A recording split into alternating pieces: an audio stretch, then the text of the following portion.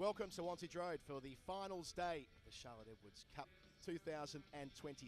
We have a semi-final between the South East Stars and the Central Sparks, and the winner to go on to play the top seed, the Southern Vipers, in the final at 4 p.m. local time. Adam Collins is with you, and with me, I have England international Tash Farrant. Good afternoon.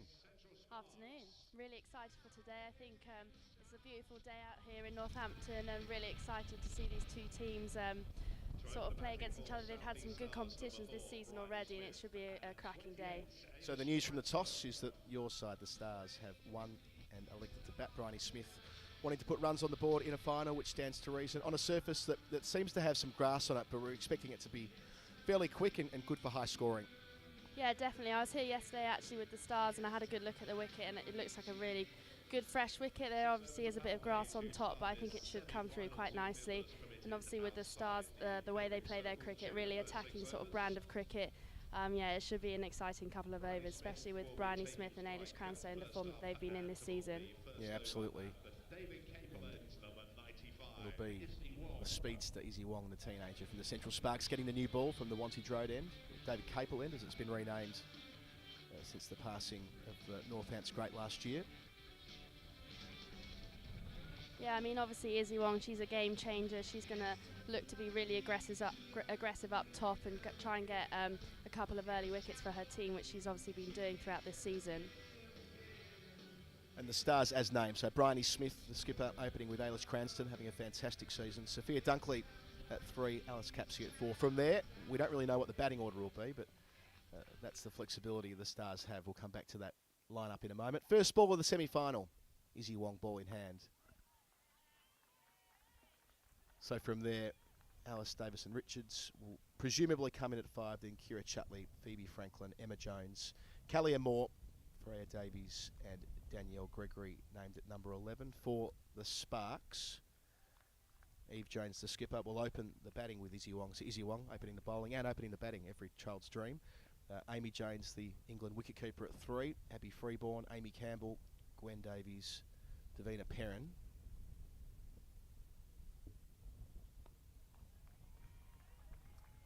Sarah Glenn, Emily Arlett, Grace Potts and Hannah Baker at 11. One of 2 leg spinners for the Sparks. So we kind of know the Sparks game plan. Seam up front, pace up front, then 2 leggies to squeeze in the middle. Yeah, definitely. Obviously they've got Izzy Wong up front and Potts also, who swings it nicely. And then I think a real key to this game will be how Glenn and Baker bowl in the middle. They've been bowling really well in tandem, so I think how the Stars play the spinners in the middle will be really crucial to this game.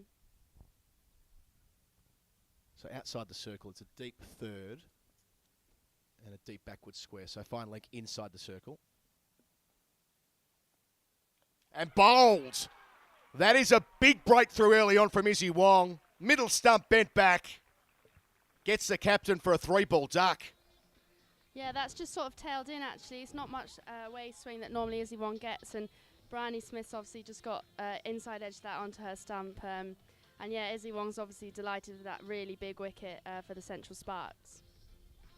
Oh, that is a huge moment. Bryony Smith, who has been a real force over the last couple of years, leading this side since you handed over the captain's armband to it, Tash, and yeah, walking back off in the first over. Izzy Wong as well. What a response from the teenage quick. She's had plenty of experience around the world recently with the England A side and in the WBBL, and mentioned already she's opening the batting and the bowling today, and straight away into the action.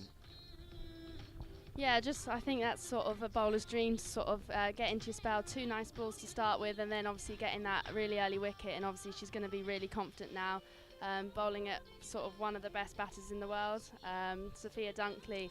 So yeah, it's just about Dunks going in here and try and be really attacking and try and put a bit more pressure back onto the Central Sparks.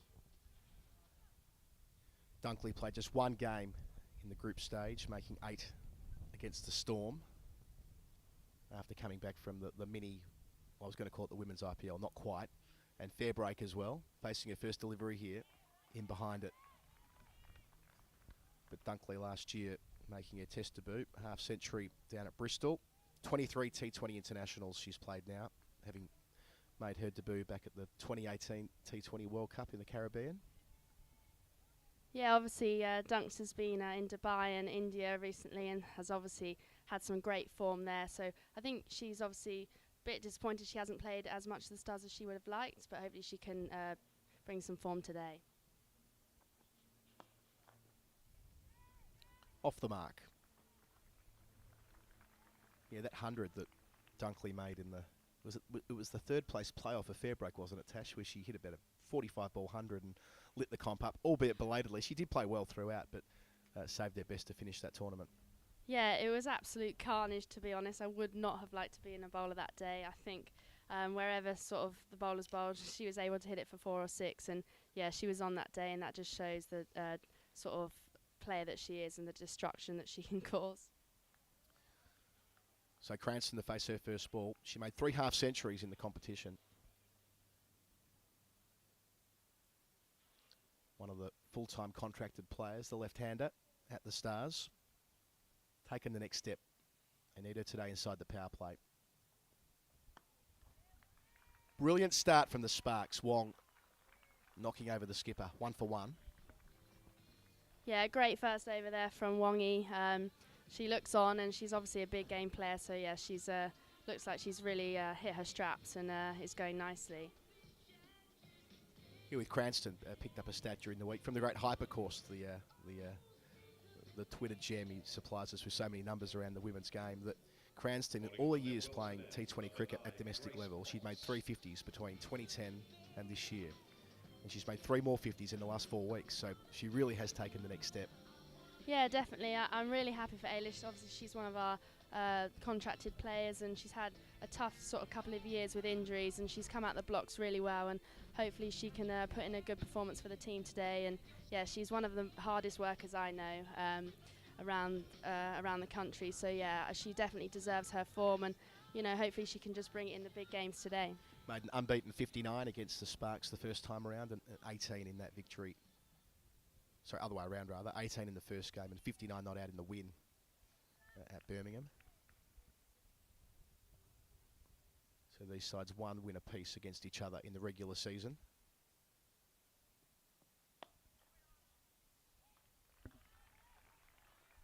Confident shot from Dunks there, obviously just not able to beat the field, but you know, she's a very experienced player now, and as long as she's hitting it out of the middle of the bat, it looks it's good signs for the Stars.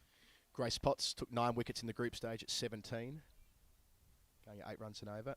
Best of 4 for 36 against the Stars in their victory at Guildford. Ooh, up-ish, but over the top of mid-on. And that'll be the first boundary of the day. A couple of bounces over the rope beneath us here at the old football stand end. 5 for 1. Yeah, there doesn't seem to be too much swing on offer at the moment. Normally Potts gets some really nice shape in, but from Wongi and Potts there's not been too much swing, which obviously they're just going to have to adjust to that. Sometimes with these white balls, actually, they start swinging sort of in the 3rd over, sort of when that sort of lacquer comes off. So yeah, they'll probably be looking for some swing, but if not, they're going to have to adjust. Nice tall action. Grace Potts, nearly 6 foot tall.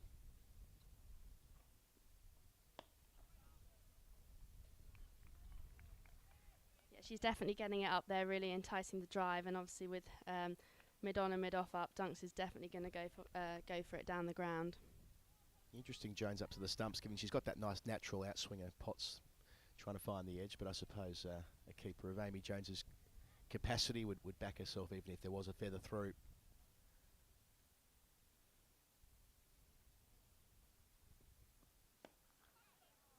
And taken it mid-on. Well, how about that?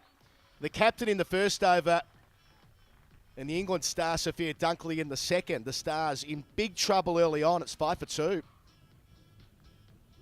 Yeah, just sort of played across that one, really, and a good catch from Glennie. She's got safe hands there. Yeah, so obviously the Stars lost 2 early wickets, so they're going to have to sort of, well, not steady the ship. They're definitely going to keep attacking, but yeah, they just need to get a good partnership here. And obviously got Alice Capsey coming in, and obviously she's not been getting the runs that she would have wanted to this season so far, but she's definitely a big game player, and hopefully she can build a nice partnership with Cranstone here. Yeah, going to plan for the Sparks, having their seamers up front, and they like to squeeze in the middle overs with their spinners. Well, with wickets in the power play, they'll have the chance to do exactly that. Yeah, definitely. I think what the Sparks have done in these first few balls, they've just really attacked the stumps nicely. They seem to be on, and they sort of really keeping it nice and tight towards the stumps, which obviously brings in almost a dismissal. So yeah, they've started really well here, the Sparks.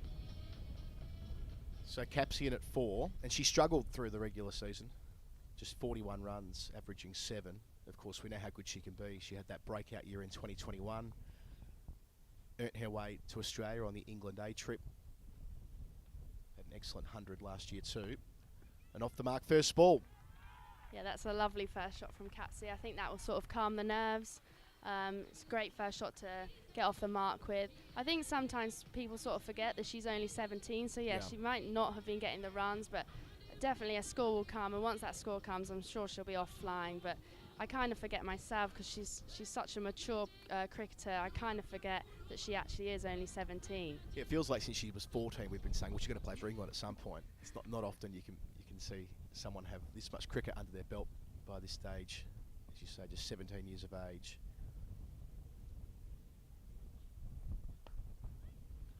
Doesn't quite find the gap on this occasion, but they get through for a single. Capsy to retain the strike. She's 5 from 2 balls. It's 10 for 2 after 2. Yeah, good running there. I think in the previous 2 games, obviously having watched and been around, I think the Stars will really try and look to push the Sparks in the field, and it's obviously quite a big ground, especially a square of the wicket. So obviously they're going to be looking for boundaries, but I think they can really run hard and put the Sparks' fielders under pressure. We should declare your interest here, being a former captain of the Stars, of course, and still very much a senior player with that team.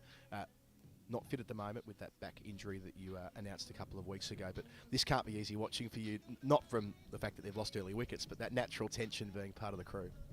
Yeah, I mean, obviously I am naturally slightly biased towards the Stars, and I am a bit nervous today because obviously I want my team to go get through to the finals. But, you know, I'm just excited for today. I think that the 3 best teams are on show, and there should be some really good cricket on show today. One continues. That extra pace. Capsy doesn't catch up with it on leg stump. Wong, who's declared that she wants to be the fastest bowler in the world in the women's game. She wants to be the first woman to be recorded at 80 mile an hour. Probably got a gear or 2 to go before she reaches that level on the speed gun, but genuinely nippy. Yeah, definitely. She gets she's a bit skiddier actually, less so the bounce, but yeah, she is quick, and obviously she said that she does want to hit that 80 mile an hour mark. Shot. Only gets 1 for it, but Capsy finding a couple of gaps in the offside already. Yeah, and so she's definitely ambitious in what she wants to achieve. Yeah, so she has got that pace behind her. I think it would be quite interesting to watch Emma Jones bowl today in the Stars. She's absolutely rapid. She might be slightly less consistent, but when she gets it right, it's quite scary to face in the nets, actually. To look forward to later today, second innings of this game. Bringing Cranston forward there. Izzy Wong getting that experience in Australia in the Big Bash. Playing on television, big crowds, all the rest of it. You've been part of that in the past, Tash, travelling around the world playing domestic cricket. It plays a significant role in the development. It's helped this competition from having started a couple of years ago to where it already is. Definitely. I think the more these younger players can play with the senior players around the world is only going to help cricket in this country. Top edge. Back with the flight. And pouched. 3 early wickets.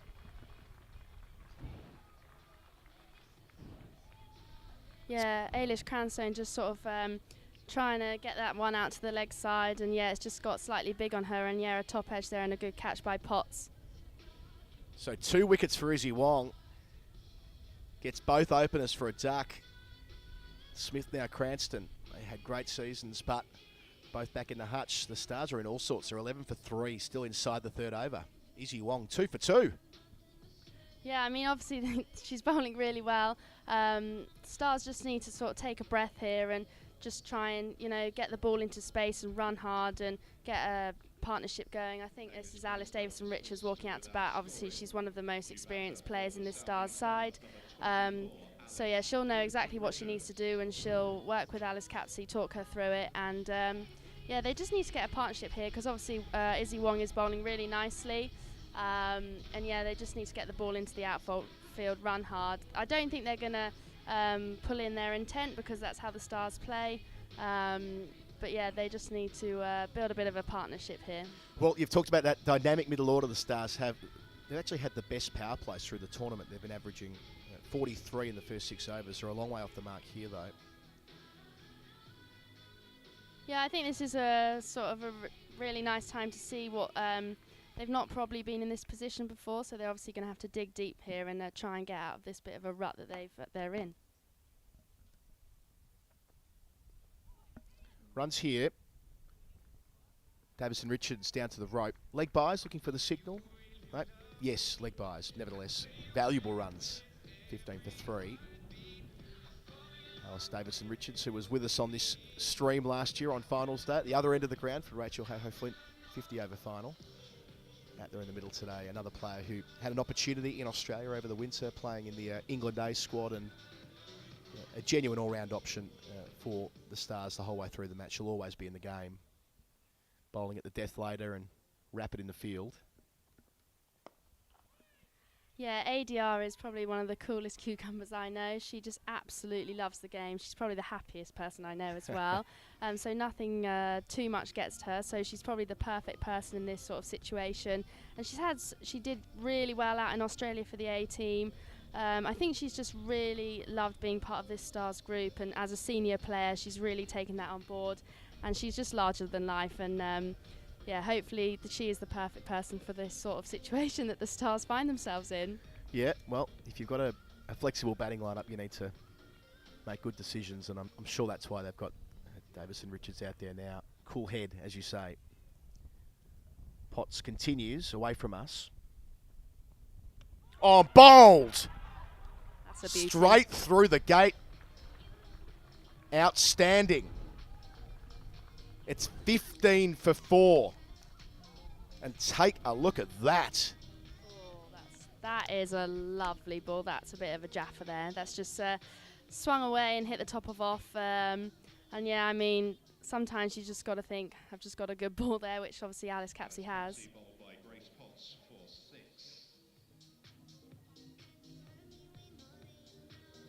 15 for 4. This game is drifting quickly away from the Stars, the defending champions.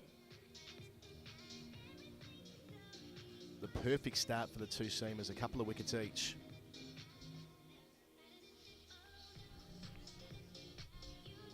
Now Phoebe Franklin there trusted to come in with the repair job here alongside Davison Richards. Yeah, I mean, obviously Phoebe probably wasn't expecting to be in this early against the swinging ball. She's really good against the spinners, so hopefully they just need to be really smart about how they get out of this power play. You obviously don't want to be more than 4 down in the power play, so they just need to be really smart here and run well and make sure that there's sort of no more damage in this power play, but just keep ticking that scoreboard over and then reassess after the power play. Yeah, didn't get many opportunities in the group stage. Franklin scored 44 runs. High score of 22 against the Sunrisers. Off the mark first ball. Out past point, well placed. They should come back for a couple. Indeed, they get a boundary. Quick outfield. Yeah, there's a bit of a theme here. Everyone's coming in and getting a full first ball, but they just need to extend it a little bit more. It's a nice shot from Phoebe. She's really strong through that sort of point and cover region. She loves it out there. And sort of an off-stump line is actually width for her. So hopefully they just sort of keep putting it out there for Phoebes and she can slap it through that cover point region. Had a good season last year, Franklin. Was the third highest scorer in the Charlotte Edwards Cup across the season. Again behind point, this time for a single. Yeah, Phoebe's just one of those cricketers that you just want in your team. She just does a bit of everything. In my opinion, she's one of the best fielders in the country. She's absolutely rapid. I've seen her take some absolute screamers over the years. And yeah, she's probably not got the opportunity with the bat this year, but she's obviously got a big opportunity here, and hopefully she can capitalise on that.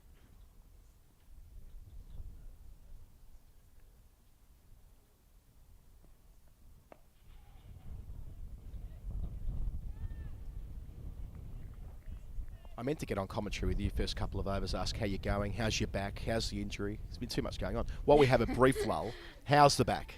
Yeah, the back's fine. Obviously, really disappointed to pick up an injury at pretty sort of crucial time leading into the summer, but you know, it's one of those things, you can't do anything about it. So obviously a bit disappointed, would rather be out there, but not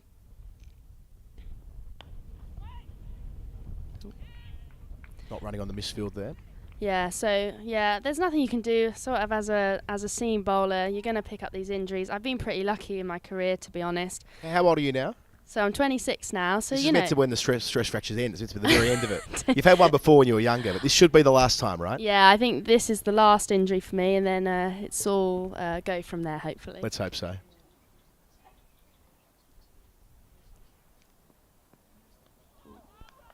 Past the edge to finish. Another successful over for the Sparks. 20 for 4 after 4, a couple of wickets each for Potts and Wong.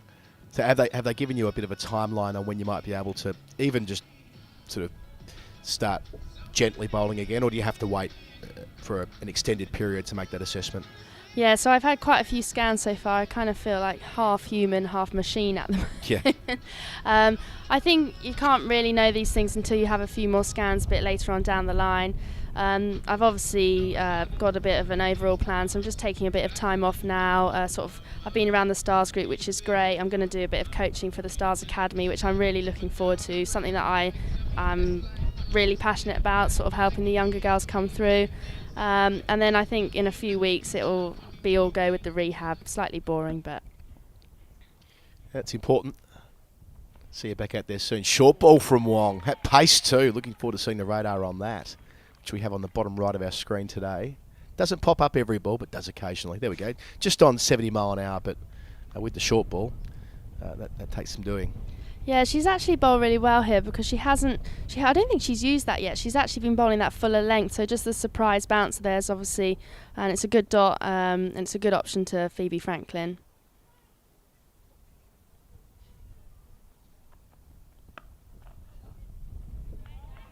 Shot for none. So 4 fielders inside the ring on the offside, deep third. And that deep backward square, fine leg inside the circle. 2 more overs of fielding restrictions, of course, then they can spread it out and bring on the spinners. Yeah, it'll be interesting what they do out of the power play here. So obviously they're 4 down, so whether they go straight to having 4 out or actually they try and keep the pressure on with a few more fielders up in the ring. Off pace there. Good cricket. Yeah, that was really good there. Obviously Phoebe's got a few drives away and just sort of putting that slower ball in just to let her know that she's got that change of pace as well. Down at 50 mile an hour, so a noticeable dip in pace. Right on target.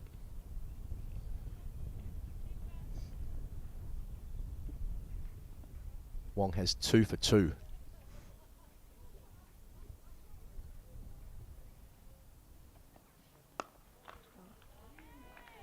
Good stopper for own bowling. Yeah, obviously 4 dots here, so see if Phoebe Franklin has a cool head and see what she does this next ball. I think if you have 4 or 5 dots in T20 cricket, you kind of know that something's going to happen. And also, these are opportunities for bowlers like Wong and cricketers around the country. In a finals day, everybody's watching around the country, around the competition. If you can make a statement in a game like this, it can definitely help fast track you into the national team, into the squads. Again, slower ball, not picked up.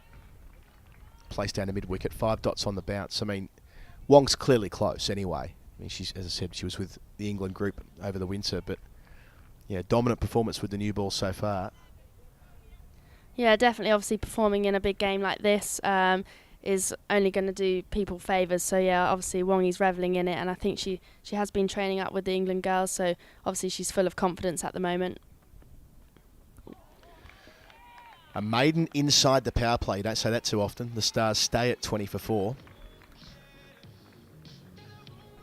Yeah, obviously Franklin just missing a few shots there. I don't think they need to worry too much. I think actually the most important thing is actually getting out of this power play, only 4 down. So hopefully they'll be able to capitalise on this over a bit more and get a bit of momentum leading out of the power play. Tash, we'll let you go. It's been a tough 5 overs from a Stars perspective, so we'll take you out of the firing line. We'll talk to you in the second innings. Thank you for your contribution so far. We'll welcome Charlotte Taylor into the hot seat, part of the Vipers squad. We'll be playing in the final later today against the winner of this semi-final between the Stars and the Sparks. The Sparks have started magnificently. 4 wickets in the first 5 overs. Potts to continue bowling her third. Charlotte, your assessment of what we've seen so far? I think it's been a really good start by the Sparks. I think they've bowled, to their plans, and they've been fantastic with the new ball first up, Potts and Wong. So they can't really complain about much. And I think, the Stars couldn't have done much more. I think they've just bowled brilliantly, to be perfectly honest. So it'd be interesting to see where they go from here.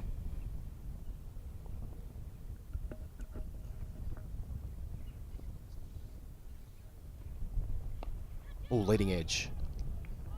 So they're using, their 2 quickest bowlers, the same as, obviously Emily Arlett to come to their third quick, but 6 of their overs gone already, just 1 left, presumably for the death to finish out this power play section. Then the 2 spinners and Arlett to come on, and she's bowled her 4 outs straight occasionally through the middle overs, so that's what we can expect next. But why would you change the winning formula here? Absolutely. Back of the hand, just past the edge. That's what I've just been talking about. Their lines have been fantastic. They've just bowled, kept their plans really, really simple, and that's what they've needed to do so far. There's nothing complicated, mixed their pace up between the seamers. They've been great so far. Just from our vantage point, it looked like that was just about a leg break, the way that it came out of the hand. It did look like that way, didn't it? Sharp take from Jones.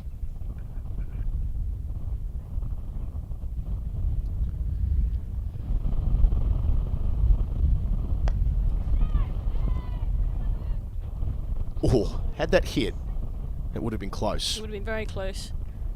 Good fielding by that, the captain at mid-off. Eve Jones should be happy with that. Would have liked to throw the stumps down, obviously. Davidson Richards off the mark from our 9th delivery. She'll have a big role to play in these middle overs. They've got to find a way to lay a foundation here. Yeah, before that spin attack comes on, like we talked about, that's where they've been, had most of their wickets taken in that period of the game.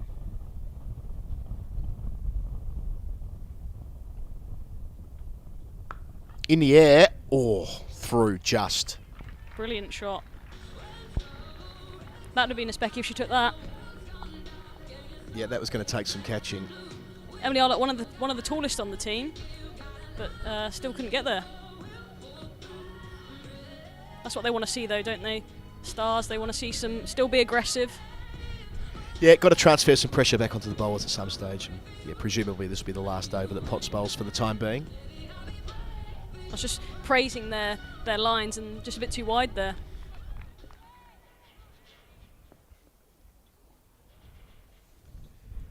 Last ball of the power play.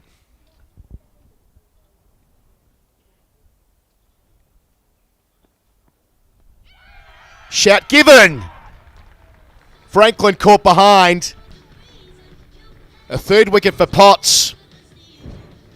It's 25 for 5 at the end of the power play. Lovely shape away. Brilliant movement. No real feet from Phoebe Franklin, but it's a great ball. Brilliant shape.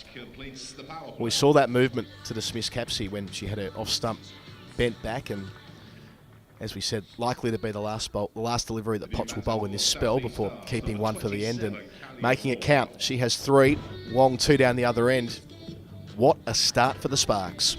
Well, we talk about not losing too many wickets in the power play, and we talk about not losing wickets, 3 wickets in the power play.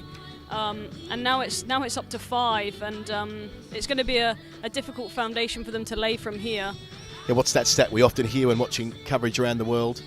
When you lose 3 wickets in the power play, you only win 20% of the time. Well, I wonder what that is when you lose 5 in the power play.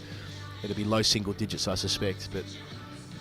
But they keep coming at you, the Stars. Kalia Moore, she scored runs in this tournament, and they bat deep. Yeah, I remember that we played a warm-up game as the Vipers against the Stars in the pre-season, and she was she opened the batting in one of the games, and she was brilliant. Hit the ball very, very cleanly down the ground. So it's not to say that all their hopes are over there. We keep coming at you, the Stars. Yeah, she's averaging 50 more in the competition, albeit with a couple of not-outs there.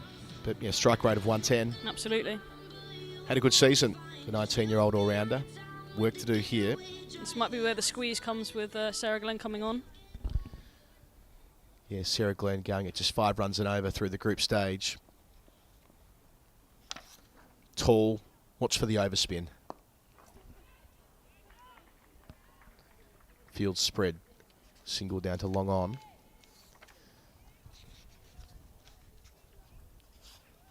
I wonder what Alice Davison-Richards would be thinking now, what her role would be. 2 from 10. Yeah, you think that her job, she has to bat through to the death. They've got to build the innings around her. She came out at number 4. She was carded at 5, so they elevated her on account of the fact that wickets were tumbling early.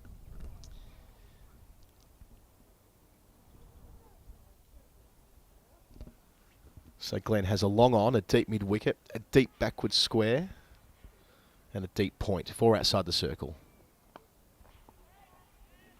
Bringing more forward here with her first delivery. Glenn took 8 wickets at 15 in the group stage. The economy rate is just 5.1. Yep, should be targeting these stumps here. And a best of 3 for 17 against the Stars rather. Very consistent. You can hear them out there, can't you? The Sparks, they're up and about. Should be. They should be yapping away every ball. Good again. He's got a wonderful record at T20 international level as well. Sarah Glenn. She's played 26 times for England in that format. 33 wickets at 15, going at just 6 and over. Played a season with the Perth Scorchers, the WBBL, a couple of years ago, and took her wickets at 19. So likes to make the step up to the next level. Expected to do well today. Flatter. Rushes on. Yeah, slight misfill by Abby Freeborn there in the covers. Or just in front of point, sorry. Missed out on the 50 over World Cup, Glenn. It was a big part of England's campaign the previous year in the T20 World Cup, or a couple of years earlier in Australia. End of her first over, just 3 runs coming from it, 7 gone, the Stars 28 for 5. It's actually a lot wider here than I remember from the Rachel Hayflint Trophy final last year. It's quite long square of the wicket. Just looking at it now. I was just saying earlier at the back of the commentary box, I love this ground. I don't know what it is, but I just like the feel of it. What we were talking about the height of it earlier. You feel like you're in the action. I think that's what it is. I mean, we're at the highest point of the ground and we're still pretty low on. We don't feel like we're too far above the sight screen. I mean, if we were, on the camera gantry, we'd be in the line of the bowler's arm just about. And at the Wantage Road end, there's that lovely little grandstand there, the Spencer Pavilion. Potts is going to still, bowl out here. Bowl out her 4th. She's taken 3 already. Very windy, as you can. That might have been what blew her off course, so you can hear through the effects mic that it's blowing a gale. It blows across the ground. Yeah, I'm trying to look for a flag. Which way is it going? I think it goes from sort of right to left as we look at it here. Helping that movement. She's had 2 wickets via the outswinger so far, Potts. 2 of her 3. Spot on. Yeah, she's been brilliant, hasn't she? Brilliant for the Sparks in this competition, and brilliant today. 3 for 19. Bear in mind, I don't think, from what I remember, played an awful lot in the competition last year. I remember we played the Sparks at Edgbaston and she wasn't playing in that game. So it's good for her development. I don't know how old she is. Yeah, just 19. Yeah, last year in the Charlotte Edwards, Potts only played 1 game. Took a couple of wickets, but taken that next step this year, and I think it's the shape more than the pace. Coming from that height, moving it away from the right-hander, always in the game. Yeah, some of us aren't blessed with height, but she is definitely one that is. So finally coming inside the circle. Long on, Sarah Glenn beneath us, dropping back. Has a deep point and a deep third as well for Davidson Richards. Good batting, finds that long on. Yep, just happy to contain at the minute Alice Davidson-Richards.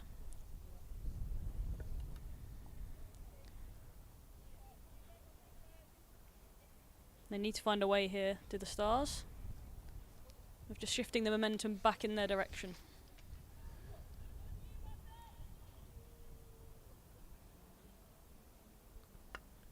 So more on strike, mid on up.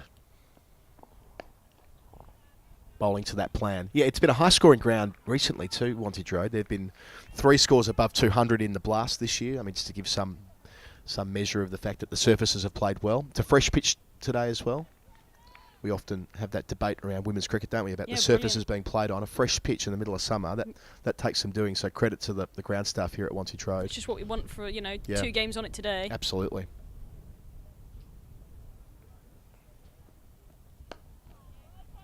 Excellent. So much pressure on Moore coming in just at the end of the power play at number 7. Yeah, it's such a difficult situation. How do you play it? And she only being 19 as well, I think. Not a lot of experience at the minute. And it's a big situation for her to be in now. What does she do? They're giving it a single. She wants it down the ground. Long on dropping back again. Last ball of the over. Past the edge. The end of an excellent spell. Potts picking up 3 wickets. 3 for 20 from her 4. 3 wickets for 20. That's a brilliant set of 4. Straight up. It's not very often that you see that in T20 cricket. Bowler bowling 4 up. You said Emily Arlott does the same sometimes, and they obviously like longer spells at the Sparks, and it's paid off for them today. They've been brilliant. Well, what a luxury, the fact that Arlott's not been used as yet. No. 8 overs in. Nora's Baker acknowledging that they'll use spin judiciously now. They'll be able to make their good decisions, right? They're 29 for 5. They can turn the screws as and when. There might be an argument to stick with Arlott next up to go with the experience of Glenn. Starts her second over here. Leading edge. She's just targeting the stumps, and she does it all the time. Just bowl at the stumps, bowl at the stumps. Bowl full and at the stumps. Sound like a broken record there. Lapping, clever. Could be a couple, well weighted, will be. The game will change here for Davidson Richards. She'll need to start lifting her own strike rate as she settles. They've reached a point where she holds the key to anything vaguely credible. Triple figures would be an achievement from this point. Way down on the average through the group stage across the tournament. That was 141 when batting first. Back over Glenn's head, and that will be the first boundary for Davidson Richards. She's taken a while, but now through the gears and into double figures. That's a great shot, isn't it? Straight back over the bowler's head. Hit it with power, and that's where the momentum's going. She's almost had enough at the minute.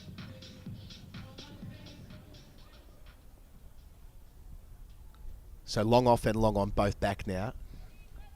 A couple of tweaks as to where they are exactly. Just bringing them a fraction closer together. Quicker from Glenn. Yep, good change up. Causes a field change in that previous couple of deliveries ago. She played that ramp down to short fine, and it's caused a field change. Mid-wickets come out and leaves that open.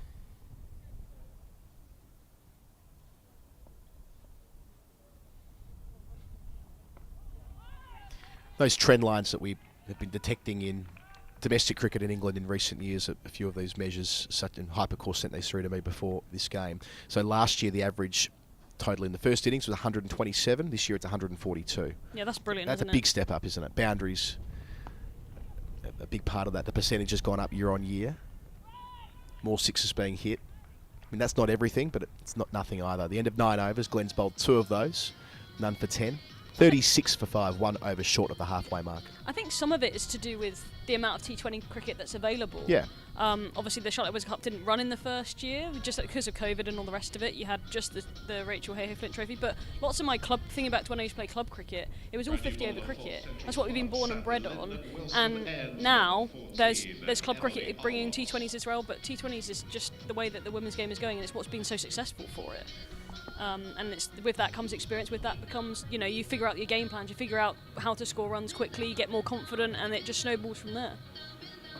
Yeah, that all stands to reason. And we saw it year on year with the Kia Super League. The the tournament that predates what we've got now, and we've seen it in the Big Bash in Australia too, that it doesn't take long for the scoring rate to pick up quite quickly as there is more experience playing against other semi-professional, professional players, playing more on television. The 100 as well thrown into the mix. Here is Arlott, her first over. Charging in, keeper back. Short ball first up, top edge, won't quite carry. Not in control of the stroke. Interesting to see if that was a plan or whether it was just a bit of a loosener. They have got 3 back on the leg side, have they? Yeah, they've 3 back got on the 3 leg side, back. yeah. Davidson Richards was on the advance as well. Maybe she saw it coming. And we did say earlier about it being quite long square of the wicket. Could be a deliberate plan. Fine leg going back now. Long and coming up into the circle.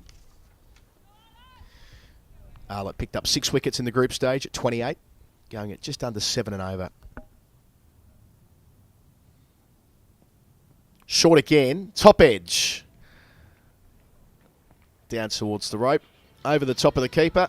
They'll take it at this stage. Moore's first boundary, 41 for 5. Yeah, they'll take anything they can get, won't they, at this stage. Bring the momentum back in their favour. A little bit of luck in their favour.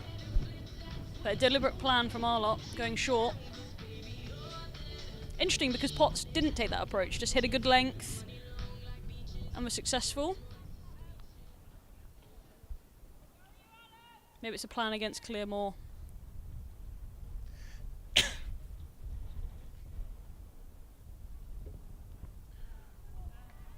Short once more, so this does look like a plan from Arlott, who has that extra pace. That was what got her promoted into the England squad last year before that test match against India. Yet to make her international debut, but can't be far away. Yep, she took 5 wickets against the Vipers in that game. She was outstanding in the game just before that call-up. Was it 4 and an over or something like that at one stage? Past the edge, Fuller. Yeah, it's definitely something, if they get through to the final later, it's something that we don't want to see again. No. But she's brilliantly consistent. And Tall. at that right age too, 24, when fast bowlers tend to be reaching their peak pace. A few of these quicker options on display today in both games. Wider of the crease here. Good diving stop, Sarah Glenn, to her left. Yeah, it was going to be 4 if it beat her. Hit hard. Haven't seen Emma Jones bowl in the flesh yet, so she's apparently got wheels. We'll see her bowl in the second innings. And I was just saying to Georgie earlier that she gives it a fair whack as well. Yeah. So she offers a little bit, and a good fielder quick across the outfield, so she offers everything. Freya in Kemp. the team of all-rounders. Last ball here. Can't get it away. So 5 from it. Halfway mark. The Stars limping along to 41 for 5. We've got, you'll be playing with Freya Kemp there at the Vipers. We've heard about her pace as well and what she offers with the left arm. And only being 17, she's a great young talent. I'm kind of amazed she just passed a driving test. And I'm thinking, I've got a good 10 years on you. Thinking that feels like a lifetime ago that happened to me. Yeah, did I hear that she was doing an exam yesterday or something like that, a school exam? We'll get a chance to talk about her career later today, the 17-year-old. We're going to see the second spinner. This will be fun. Gotta love a team that picks 2 leg spinners rather, 2 wrist spinners. Yeah, very exciting. It's something that you see a lot in the women's games, you know, that leg spinner, you know, in T20 cricket, takes the ball away from a right-hander. So Baker's first ball.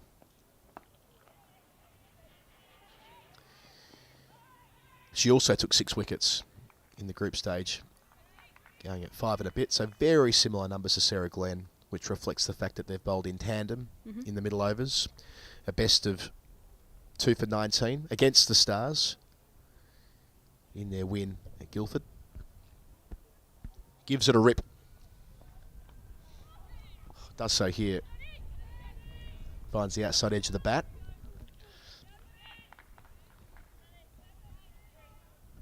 (18 years of age, Baker, via the Welsh women and Worcestershire as well. Plays in the Welsh Fire setup in the 100. Has been picked up in that side for this year.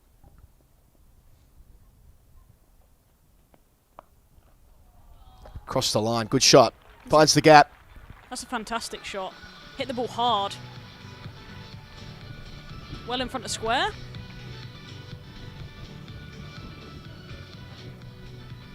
She's got a long reach. Alice Davidson-Richards. Long levers. Her second boundary. The first one was down the ground off Glenn. Now pulling hard through mid-wicket off Baker. As we said before, it's the right time for her to lift that run rate. She's going to have to, if they're to get to anything close to 120. Just finds the gap. Into the 20s now. Back-to-back boundaries. First time we've seen that today. And the 50 up as well. Davidson Richards took 9 balls to get off the mark, but since then has been scoring fairly consistently. 3 boundaries. Yeah, width offered by Hannah Baker there. I just noticed that Thea Brooks is on the field. I'm not sure who she's on the field for. Somebody's gone off.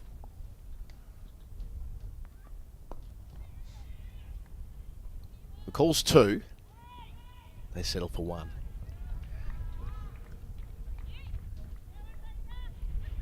It was Izzy Wong down there at long on, charging in.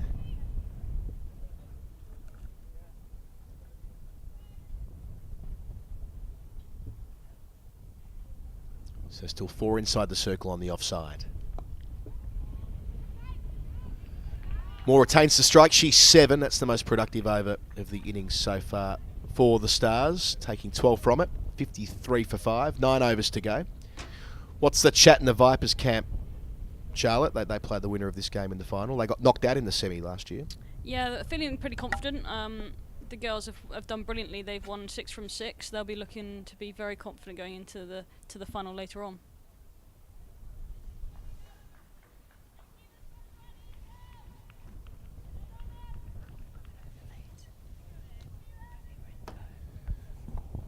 We'll have a chat to you later on, Charlotte. Thanks for joining us. Georgie Heath stepping into the summariser chair for the first time today. Hello, Georgie. Hello, sunny Northampton. It's nice to be here. Arlett continues. It's been quite a whirlwind so far. I sat down and within 5-10 minutes it was all go. It's crazy. Izzy Wong at the top there, bowling absolute rockets, and then wickets falling left, right and centre. It seems to be in a bit of a rebuild going on here. Yeah, it's no side's ever lost more than 5 wickets in a power play in this competition, I'm told, by the social medias. I thought that was in the background on the screen there, Adam. Up and over the top, mid off inside the circle, but forget about that. It's gone all the way. First big one of the day. Callie Moore into double figures in style. Yeah, I'm gonna claim that one. I turned up with the microphone and the Stars have gone big, flying straight back towards us in commentary here. And yeah, they're just pushing the accelerator a bit. I spoke to Captain Bryony Smith beforehand. She said she wanted to bat first, try and get that big score out there. Obviously not the start she was hoping for, but they are rebuilding nicely here. And you know, on a semi-finals, finals day, anything can happen. So you just rack up those runs, just those mental points, and they'll be feeling positive soon. So they're staying up mid-off and mid-on. Back of a length is the adjustment from Arlett. She's got fielders back at deep square, deep mid-wicket, deep cover point. And as I wrench my neck around to see anyone further, no, so 3 out. Oh, sorry, and deep third on the other side of the ground to us. Fine leg up.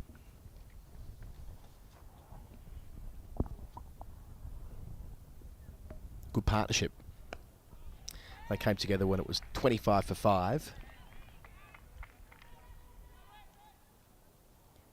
Yeah, they've done really well here, these two in the middle overs. They started, you know, they knew they needed to rebuild. It was all about safety and not losing those wickets, and now they're just building up the runs. They're ticking along nicely there, elevating the run rate and just putting a bit more pressure on these Sparks bowlers.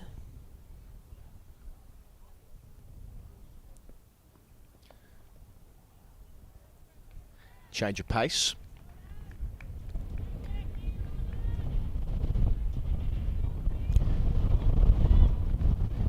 It's been a big part of watching the development of women's cricket in this country over the last 6 or 7 years, that all of the seamers that come through have this enormous bag of tricks. They have 3 or 4 slower balls at least. Arlott very much of that school. And I think we've noticed that as well, obviously, with the increased pace of women's bowlers. So there is that variation. Rather than it all being a sort of one pace thing, they have got that mix up. Glenn back inside the circle at mid-on. Short, taking it on. Deep mid-wicket, an opportunity here off the rope and put down. Had plenty of work to do. It was Gwen Davies charging in from deep mid-wicket. Got to the contest, but didn't quite stick the landing. End of the 12th over, 60 for 5.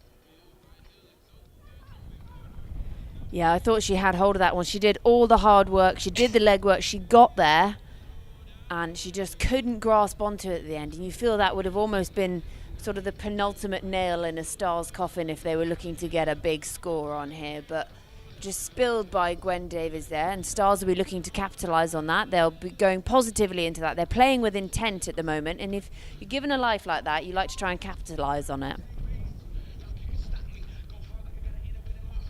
So staying with spin from the Wantage Road end.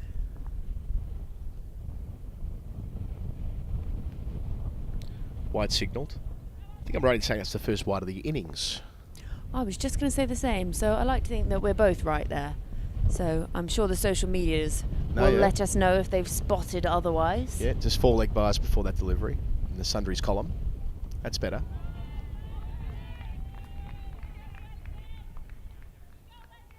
What a scorecard. Bryony Smith and Cranston both out for nothing. From Izzy Wong, took the new ball, made a big impact. Down the other end, Potts bowling off the top, 3 for 20 from 4, picking up Dunkley in the second over of the game, knocking over Alice Capsey with a beauty for 6, and then getting Phoebe Franklin with the last ball of the power play for 9. Wong still got 1 over to bowl, 2 for 2 from 3, a maiden in there, which you rarely see inside the power play in any form of T20 cricket around the world.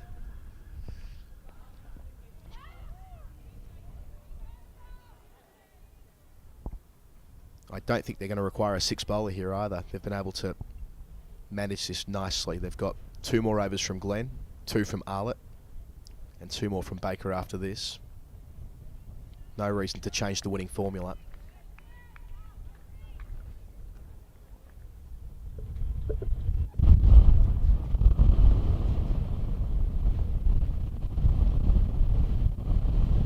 Strong breeze blowing from west to east.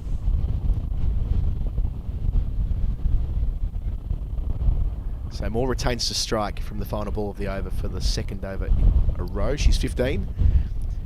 Davidson Richards down the other end on 22. 7 overs to go, 62 for 5. We've probably reached a stage now where they need to make a decision to really go for it. They can't just limp along to 100 or 110. They need to risk being bowled out to give themselves a chance of winning the game. Yeah, I think that's right, and it's about risk-taking when you get to this point. In the semi-final, you know, it's not necessarily getting your 170s, your 180s on the board. If you get the mental point of getting past the 100, and then you back your bowlers, they've got some great bowlers in their lineup, the Stars, and then they'll really start to think maybe they could make something of this. It's a semi-final, anything can happen. Yeah, psychologically, I think it used to be, 100 was the barrier to get through. I think, okay, we can defend that. It's probably 120 now. Yeah, it's just changed. In early days of the WBBL, you would see teams defend about 100. It would happen quite a lot. So 120 is the new 100 on that basis. Glenn changes ends away from us. First ball squeezed away from Moore off the inside edge. Yeah, and especially if you look at the Sparks batting lineup, they are pretty good. They've got explosive batting at the top. They've got Wong. She comes in to open, and she's very much hit or miss. She can bish bash boss, or she can be out for a duck. But then you've got the Joneses to come in straight after her. So, yeah, they'll be probably pushing up at least to that 120, they would hope. Davidson Richards doesn't face the ball in a couple of overs. Gets straight back off strike down to long on. They're happy to give her the single. Arlott does the tidying up. So it's going to require some game management here, I think, in order to give Davidson Richards as many of the deliveries to come as possible. Moore takes on the sweep. Should get a boundary for it. Does get a boundary for it. Moves into the 20s. That's her second 4, a 6 as well. 68 for 5. Caught it on the full.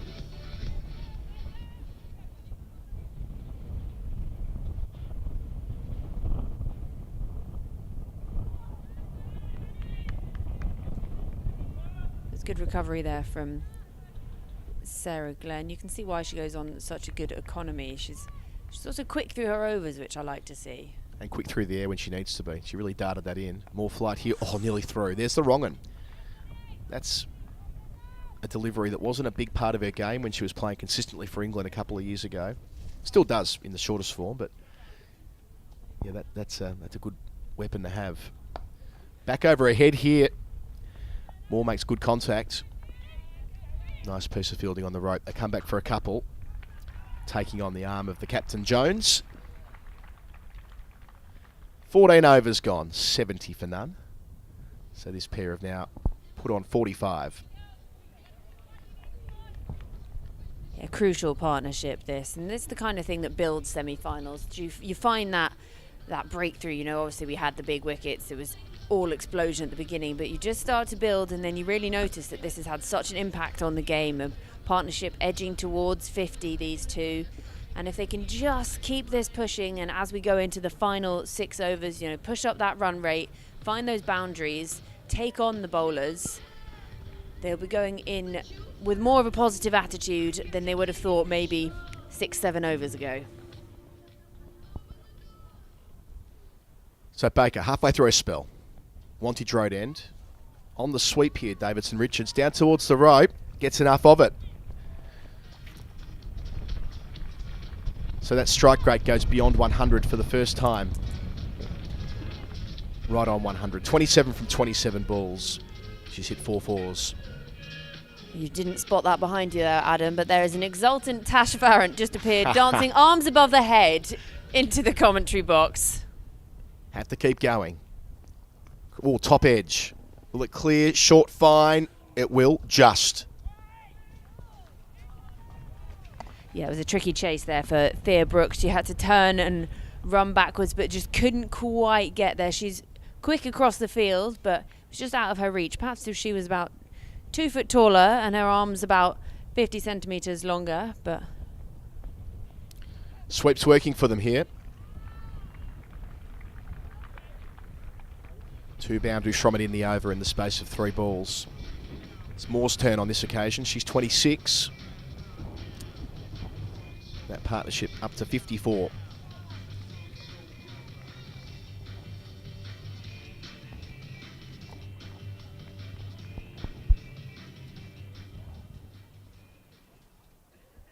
How will Baker respond? They're sweeping every delivery here. Not this one.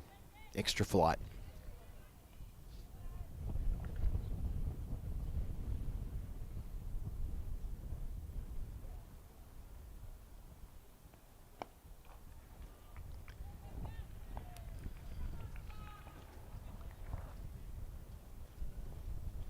So going at just at 5.3 runs and over. Last ball, the 15th. Across the line again. 3 boundaries in the 15th over. That's what the Stars needed. 83 for 5 as we move into the death overs. We'll say goodbye to Georgie Heath for the time being. We'll do so with the Stars in better nick, a partnership that's now worth 58, with more overtaking Davidson Richards. She's 30.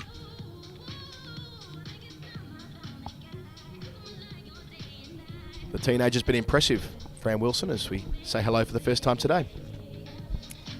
Hello. Yeah, she's been brilliant. I love the shot down the ground earlier, just such a clean strike with the ball. It's really good to see these young players coming through.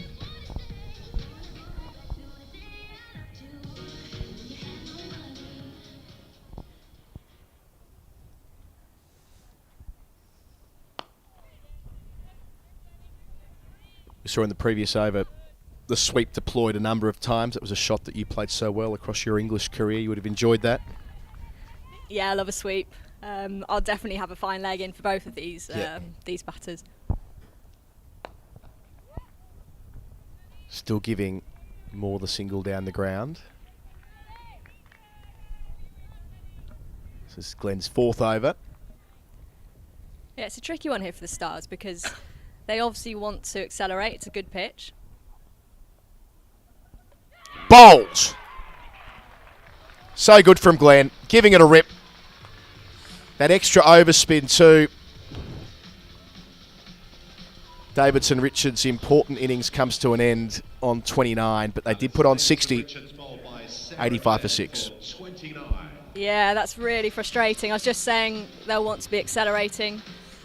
For ADR to get out there, that's a big dent in the batting lineup. You really just want batters in going into the last 5, and yeah, it's the worst time you could lose a wicket. I suppose on the other hand, she had to keep going, didn't she? From where they were, from where she started. We kind of made the point before that if they limp along to 110 or 120, I mean, they've got to give themselves a chance of doing something special from here, and that partnership has at least provided a foundation. Yeah, definitely. She came in, steadied the ship, and she's done that a lot this season. I know she did that against us, the Storm. And yeah, you're right. 110's probably not going to win them the game, but 120, 130 could. Here's Emma Jones, another teenager. Hits that hard towards deep mid-wicket. It requires 2 fielders to collect it. Arlott the second of the 2. Yeah, off the mark. She gives it a whack. We had a pre-season tour at Desert Springs in April, and she would just come in and just hit the ball so hard, straight, and you're kind of not expecting it, and it happens. You're like, whoa, okay, what are we going to do here? Part of the Essex system originally, where she's from. Again, finding that deep mid-wicket sweeper. Looking forward to seeing her pace later on. So I haven't seen her bowl in the flesh before, but she, on a couple of the streams I've seen, she looks like she's got serious wheels. Moore here squeezing out the last ball, the 16th over. Glenn's spell is complete. 1 for 23 from her 4. The wicket of Davidson Richards in her 4th over. Just 1, 2, 3, 4, 5 runs coming from it. 4 overs to go, 88 for 6. So you've had a chance to see Jones in the flesh up against her this season? Yeah, a little bit. I faced her a bit actually. She's definitely got pace. She's really exciting. But I also love her batting. I love how she comes in and just clean strike for the ball, no fear. Yeah, a really exciting cricketer. Highest score of 33 against the Sunrisers in the Stars' final group game. Striking at 150 in the game she has played. So the right kind of player to be coming in at the death. Yeah, definitely. So Emily Arlott spun around. Started off at the football stand end, now to the David Capel end to bowl her 3rd over. So presumably she'll bowl 17 and 19, and then 1 from Baker and 1 from Wong to finish from the football stand end, 18 and 20. I wonder what order they'll go with for that. Would you bowl spin in the 18th, or would you go with Wong next up? I would bring Wong on next up just because she's been the best bowler, and I think obviously not going to kill the game, it's the first innings, but a couple of wickets here would really set the total back. So yeah, I would probably bring Wong on next, and that's a bit of a tongue twister. I always find it hard to say Alice Davidson Richards. That's my challenge. Her batting for a long time didn't help the situation. No. Swing and a miss. I've really enjoyed seeing Emily Arlott develop as well. She obviously came onto the scene last year, getting selected in that test squad. I've loved to see her variations. She's obviously worked hard on that. She looks like a really good bowler.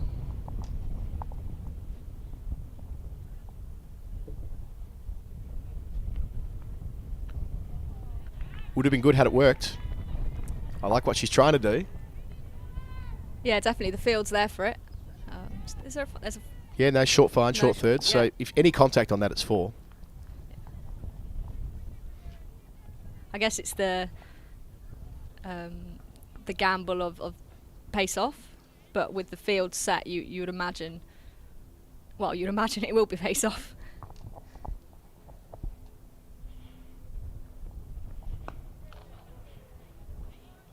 Sneaking it through, won't quite cut off.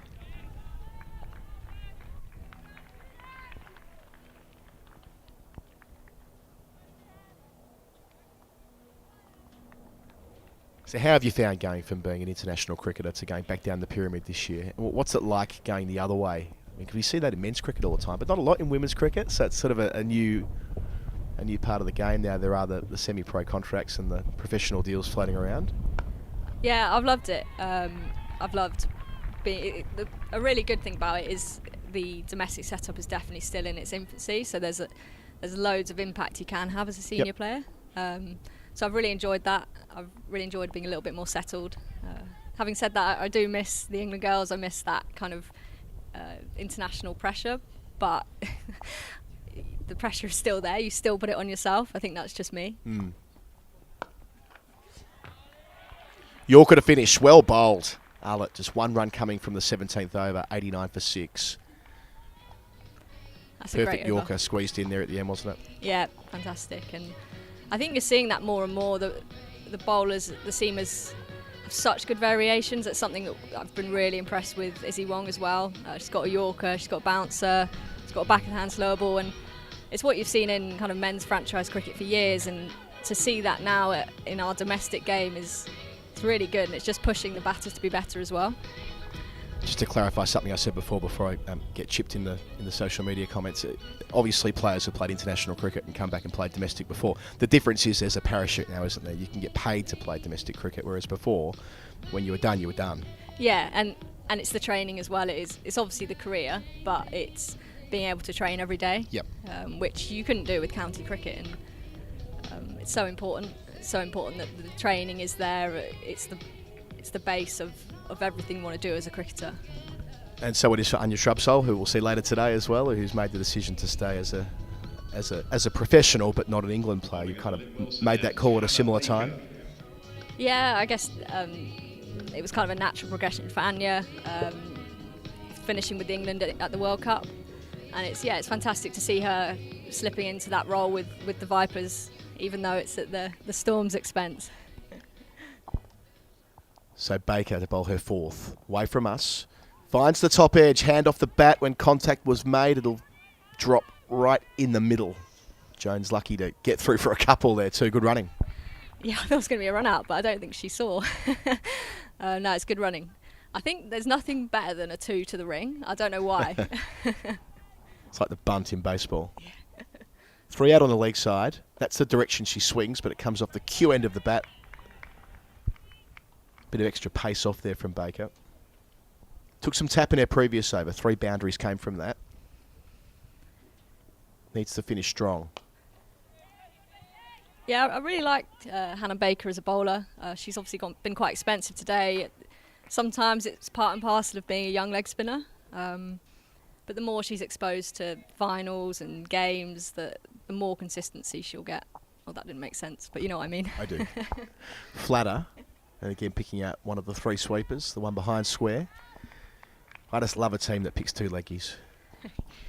Yeah, yeah, it's a really good call. I think leg spin it's quite rare. Actually, I'd like to see the stats on that because that's just a gut feel. Sneaks through. Jones quick with the gloves. Doesn't get the decision going her way.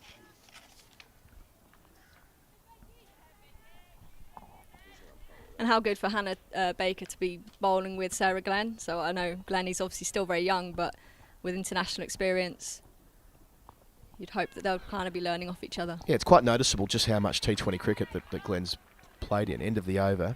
Baker finishes her spell with none for 31. So just 4 runs coming from the 18th and 5 from the last 2 overs. They've been able to tie it up again after the Stars got a bit of a run on just before the death. Yeah, for Glenn, she's played something like 115 T20 games already. That includes all the domestic county games as well. But, you know, that wouldn't have been possible in the 5 years previous to when she started off, and the Kia Super League and what we've got here in the Charlotte Edwards Cup. Still able to play in the county championship, and you throw in the England internationals she's played, she's already pretty experienced despite being a relatively young cricketer. So, as you say, the experience she can and the support she can provide a teenager coming through, invaluable. Here comes Arlott, over number 19. Just singles at the moment. I want two. Booming throw. Not out's the decision. Great fielding. Good fielding, good running. Yeah, it's really interesting. I find like the death of T20s, as in at the death, really interesting because it's something like 3 or 4 boundaries. I need to check on this, but 3 or 4 boundaries wins you the game. And you think it's way more than that. But when you think there's pace off, all the fielders are out, it actually can be difficult to find those boundaries. No one out on the offside apart from long off. So straight to cover. That's clearly what they were hoping for, and Moore picks out one of the 4 fielders in that direction. Bowling to a plan. Arlott gets in the book, 95 for 7.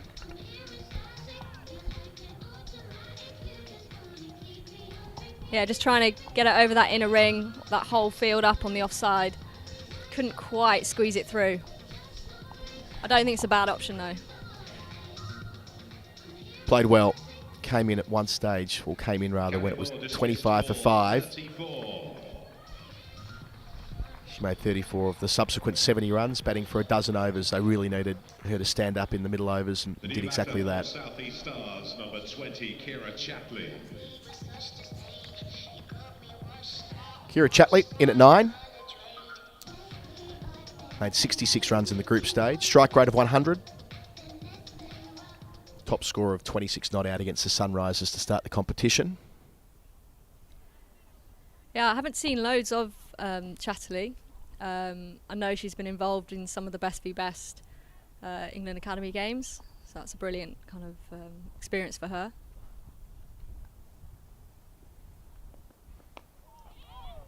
Yeah, got an opportunity last year playing in the 100 for the Invincibles. Surrey player. Was instrumental in Surrey winning the London Cup last year against Middlesex. Might be a couple of years ago now.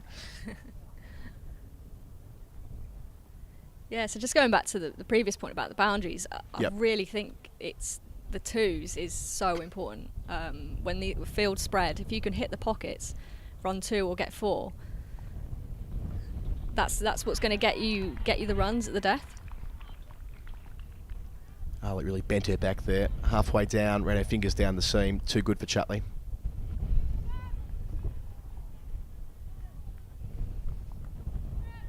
Yeah, I think that's where the analytical side of T20 is so interesting, that, you know, it's a bit hackneyed and cliched now to say matchups, but I mean, a lot of it does come down to that, doesn't it?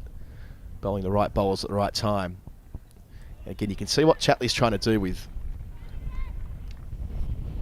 a short third rather than a deep third against the pace of Arlott, but can't make contact. Yeah, I think it's a good option. It's a quick outfield. Just depends how much pace is coming off the ball, because obviously Amy Jones has stood back. But if she can get it either side of her. No one back on the offside, but Yorker length on the charge. Have to settle for a couple. Run out, mix up, bad mix up. We saw Davies in the game out there earlier in the over, charging it off the rope, and now is involved in a run out. It'll be the 8th wicket, 97 for 8 with an over to go. I guess the intention, pushing the fielders in the last 2 overs. I'm not sure there was a run there, but the intention was there.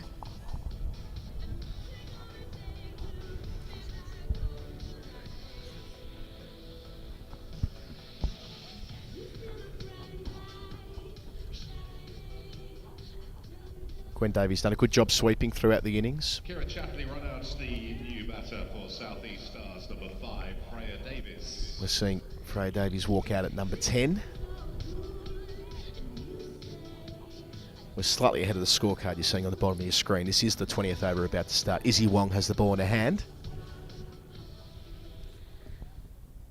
She took 2 for 2 off the top from 3 overs, if you're just joining the broadcast. Can she finish it off? Full and straight, good stuff. Ever so close to a third. Yeah, that's really well bowled. I think that's been kind of the standout for Central Sparks this year for me. Every time we've played them is their pace options and how good their change-ups have been. It's really difficult as a batter when someone is nailing those variations to kind of get the runs away. Fine leg and third inside the circle. And again going full and unable to get it away, Jones. Another really, really good delivery there from Wongi. I mean, what's the option here? If she knows that Wong's going to be basically bowling at her shoes, trying to aim at her toe, how should she negotiate this? What's the option? What's the best option? I guess the gamble is if she's going to carry on doing that, I would ramp her. Yep. But then you know she's got a bouncer and you know she's got slower ball, so... There's the slower ball, as predicted. And try doesn't quite clear cover. Should have been taken in the end. Such a good ball. It's very unfortunate for Wongi for that to go for 4. Yeah, so Brooks was running back with the flight. And it just snuck through. I think she got a hand to it. We'll get a look at the replay. Well, it definitely made the rope. I think she got her hand to it as well when it was in the air. In any case, they go beyond 100, the Stars. Remembering at one stage they were 25 for 5 at the end of their power play. 3 balls left in the innings. Again, back to the Yorker. I think that's probably the best option at this point, is standing and hitting, because then if it's pace off, you're in a good position to get the ball away. If you're just banking on it being a Yorker, you're kind of limiting your options.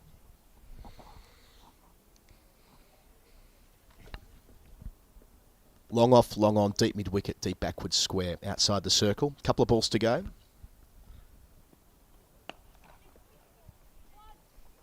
They'll want 2. They'll have to take on Davies again. They do. And they're through. Good running. Jones called 2 as the ball hit bat. Down to the danger end. In, got through comfortably. 104 for 8. Last ball of the innings.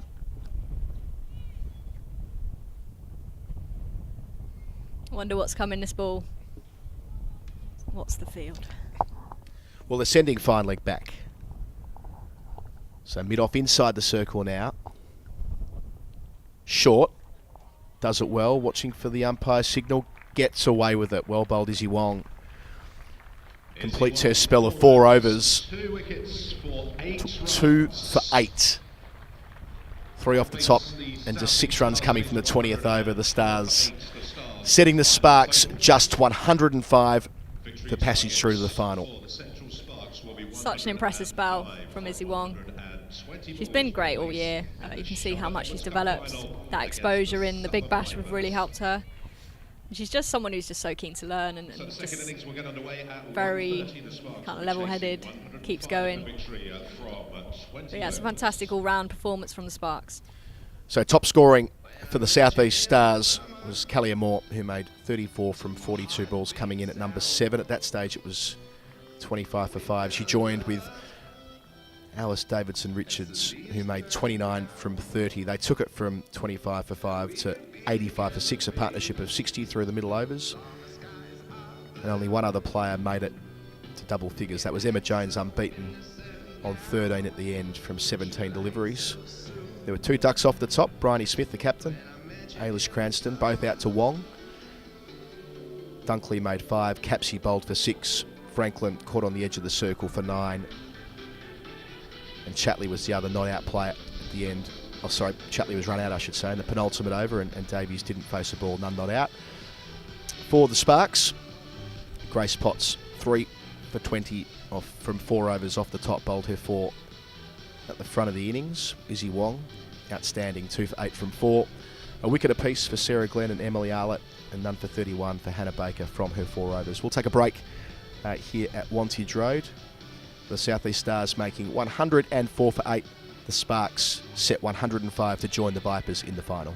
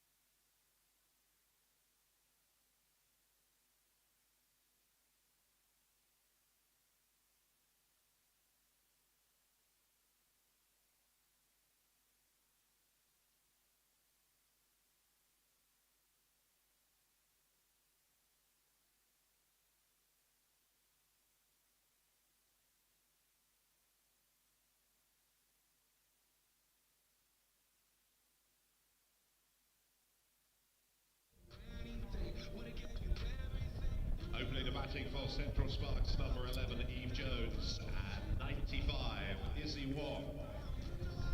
So the Central Sparks in the power play like to go hard, especially by Izzy Wong. Different role this year. After hitting a brisk 90 in the warm-up game, they said, well, let's let the good times roll, Georgie Heath. Let's play you up top when the field's up and see how it goes. Yeah, Works out sometimes, doesn't others, but she's got licence. Yeah, she has, and we've seen what she can do out in the Women's Big Bash this winter. She went on a mad one, hit 6 sixes in one of her innings, 3 in a row off Dane van Niekerk. So it's quite a lot to write home about there. And she's bowled well today, and she'll be looking to go for a title this year because big Liverpool fan didn't quite clinch the Premier League this year. So Izzy Wong's going to make up for it, and she's going to go for the Charlotte Edwards Cup title instead. Okay, I like your logic. Freya Davies has the new ball for the Stars, defending only 105.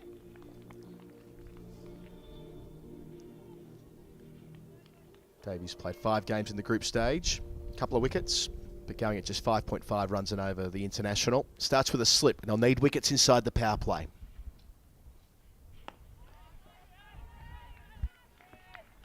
To the ever-reliable Eve Jones. Remember her breakout performance was on finals day of the first Kia Super League way back in 2016 for the Loughborough Lightning. And she's been outstanding over the last couple of years. Must be close to an England call-up. I guess at that time, batting partner Izzy Wong would have been about 13. Probably. They were happy times out at Chelmsford. Can't beat cover.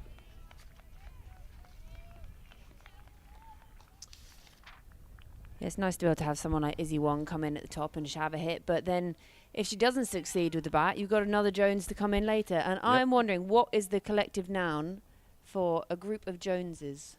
Are keeping up with her. Yeah, we can go with that. Yeah. Do you like that? Yeah.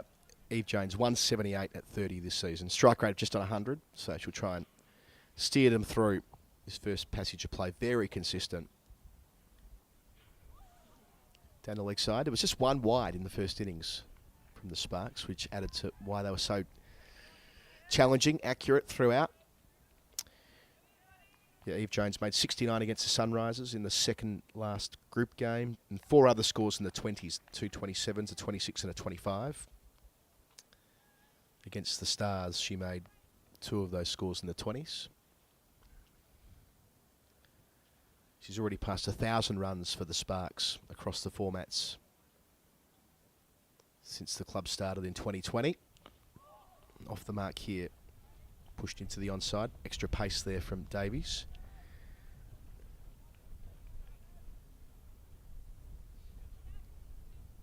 She won that PCA award last year, didn't she, Eve Jones, for the sort of all-round player of the year across the formats, Georgie? Yeah, so it was the first time there had been a female version of that. So it covered the Charlotte Edwards Cup, the Rachel Hayhoe Flint Trophy, and the 100. So yeah, she was the first winner of that one. So it's nice to see that brought into account. And actually, if she carries on how she's going here, she might well be up for it again this year. Yeah, led all-comers for runs in this tournament last year, 276 of them. Time for Izzy Wong. Will she unleash from the get-go? That's what she's there to do. Swings hard. Love to see it. Striking at 129. Izzy Wong.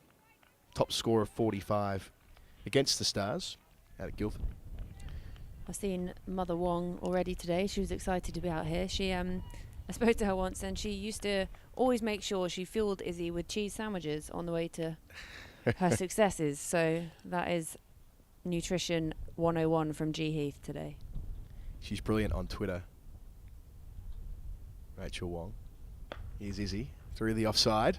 Gets off the mark with a boundary. Quick outfield. Reaches the rope here. Yeah, she's great on Twitter. She actually writes poetry dedicated to Liverpool football, and I don't know what she's up to, but she's great. An author as well. She writes. They can't remember the specifics, but she wrote a children's book which she sent to my daughter when she was born a couple of years ago. I think she's done a couple of those. As for Izzy, she's a high quality player. Turned 20 during the winter.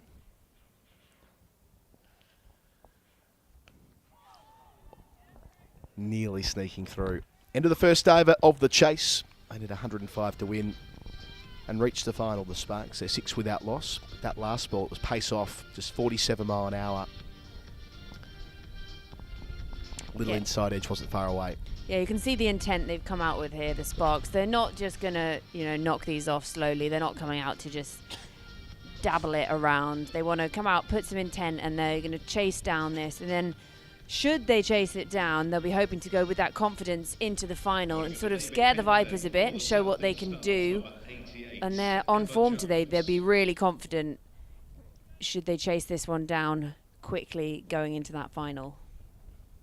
But only one over in, anything could happen. We can see quick wickets fall, as we did in the first innings. Yeah, scoreboard pressure will be essential. They need to break up this partnership quickly. They need to get rid of Eve Jones and get a look. But if they can bat through the power play, they'll cruise to the finish line, I'm sure.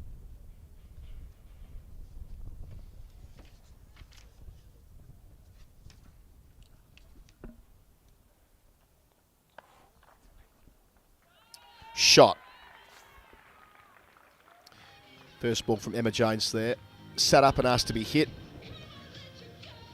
And Eve Jones obliged. First boundary, 10 without loss.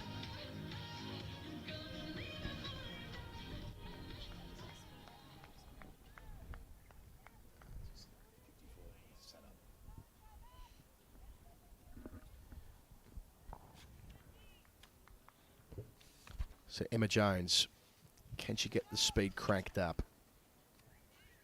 Another teenager in this finals day at Northants. Has a slip round the wicket, short, and lifted again. That's experience from Eve Jones. Didn't try and overhit it. Placing it over backward point. She's away, 9 from 5 balls.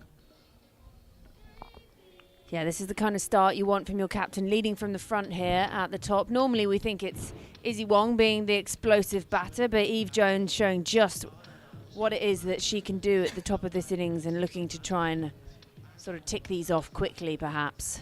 Get a good rest in between the two games. Jones hasn't always taken the new ball. Bryony Smith kind of uses her for matchups at different points of the innings, so they obviously think that they're a chance with extra pace early on here. Back of a length.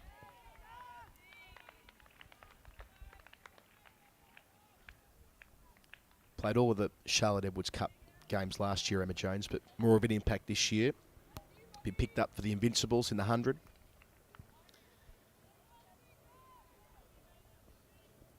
From Hertfordshire originally via the Essex system. Swing and a miss. Well outside that off stump.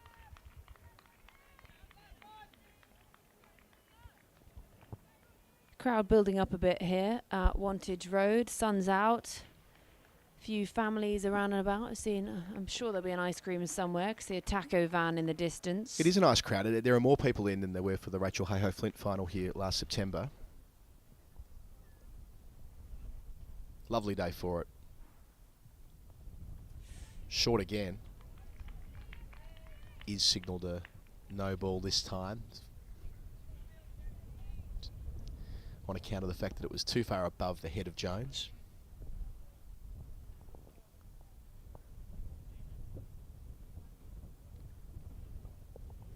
So it's pretty clear they came with a plan for Jones. The fact that they're bowling Jones to begin with, the other Jones that is. And we've seen 3 bounces already, or 3 attempted bounces. 2 of them put away for 4 and that sailing above her head. So they've got the plan, it's just not been executed well by the teenager. How will she respond? Fuller and straight, but back over her head goes the skipper. 3 fours in the over so far. What a contrast in the starts. Just what a lovely looking shot. The kind of one I could only ever dream about playing perhaps on the beach. But yeah, lovely. Straight back over her head. Didn't even think about having to run that. Lovely finish. Held the pose at the end. Now just waiting, hands on hips, while the Stars have to collect the ball and gather their thoughts and think how they're going to put a slower on this. Pretty quick run rate that's going on at the moment, these two. They just need to break this partnership and get themselves back in this game, the Stars. So tweaking the field before the last ball. Back goes long on.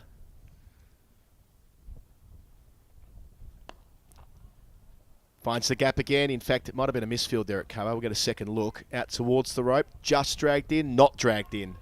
So 4 fours in the over for the captain. Skips along to 17 from 10 deliveries.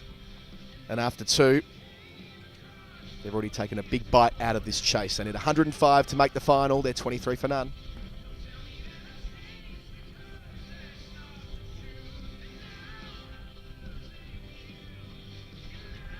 And all the pressure loaded onto the Stars now. Desperate for wickets. It's the only way they win this game from here. They need to take all 10.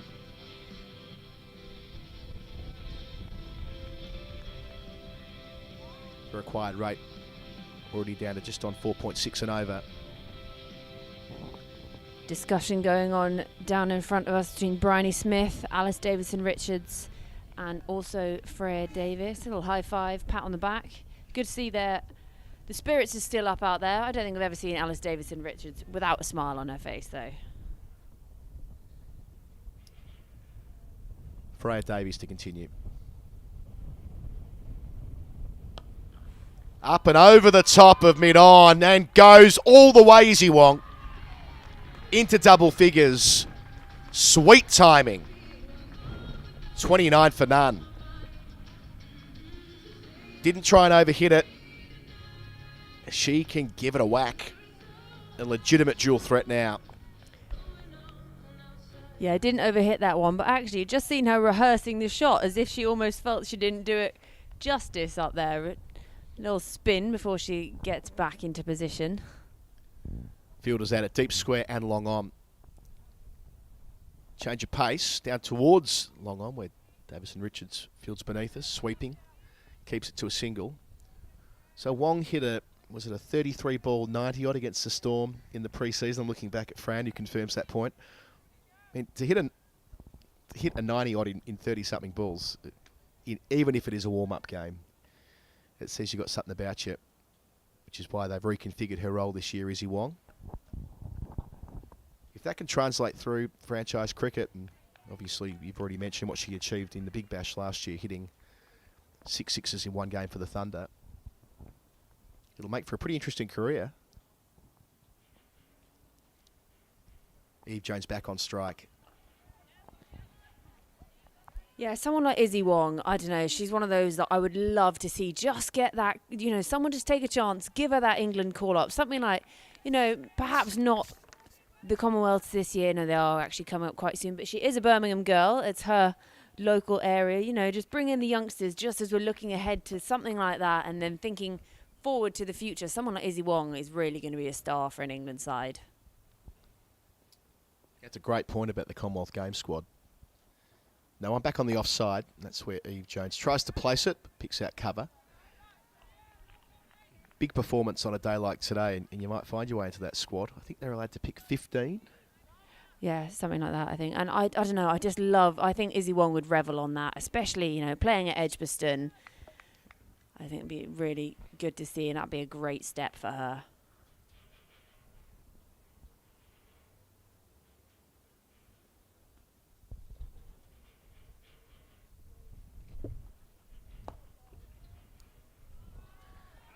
Another boundary for the captain.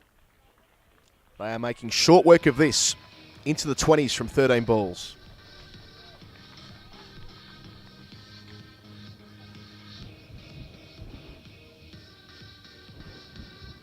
Five boundaries already. Mentioned her consistency, Eve Jones. Shouldn't be surprised that she's playing a role like this in an elimination final.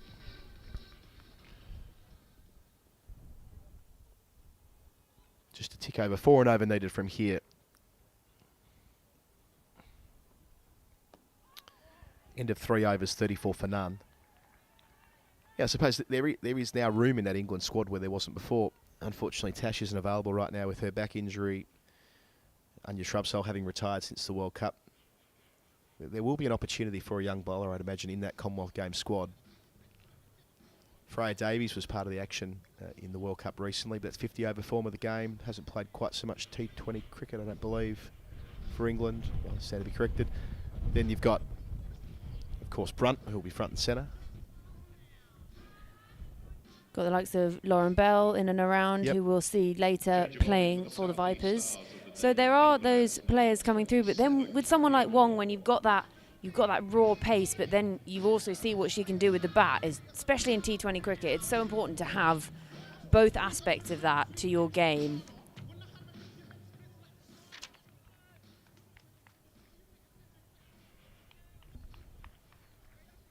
I think she's also probably just a great person to have around the team. She's got that energy, she's got that enthusiasm. So pace off here. Oh, and it gets a wicket first ball. Turning to spin. And how often do you see it? We've seen Moore have a real impact on this competition towards the back end of the group stage.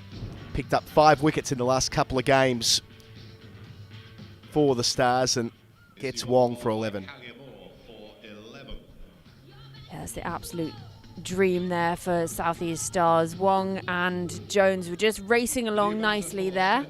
So Izzy Wong goes for 11 there, and out comes Amy Jones to join Eve Jones. Not too bad for the Sparks to see someone like Amy Jones come out at number 3. You wouldn't be too upset with that. Handy, yep. She's been dominating this competition, as you'd expect, Amy Jones. 245 runs at 41, a strike rate of 142, 3 half centuries, highest score of 80. Made 63 in the last group game at New Road last weekend against the Storm. So in good nick, the England international.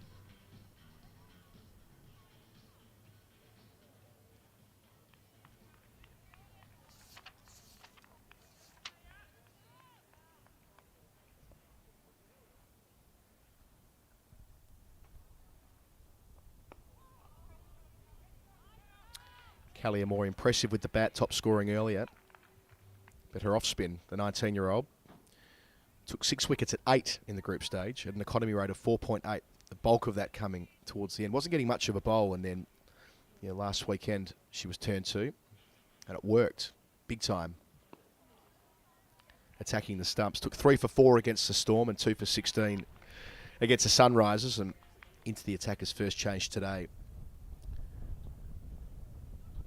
Got a 100 contract last year out of what she achieved in the Charlotte Edwards Cup, playing for the Superchargers.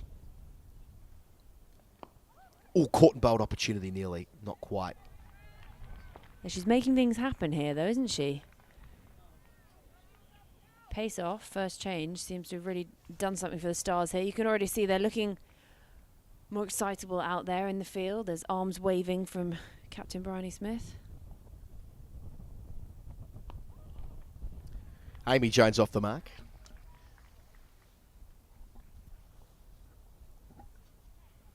It's striking how many teenagers and players, I guess, between the ages of 17 and 21 that we're seeing on finals day. Callie Moore, one of those, at 19. Yeah, obviously the likes of Capsy out there as well, very young player. And then looking at the youngsters at the moment, we've obviously got that inaugural Women's Under-19 World Cup coming up in January. It's a very good point. I wonder how many will be eligible next year. End of the over. I mean, that cut-off can be a bit vague, can't it? It's an Under-19s World Cup, but 19-year-olds can often play. End of 4 overs, 35 for 1. Be a strong team, whoever they pick. Now that England have had this structure in place for a couple of seasons. The junior academy is coming through too.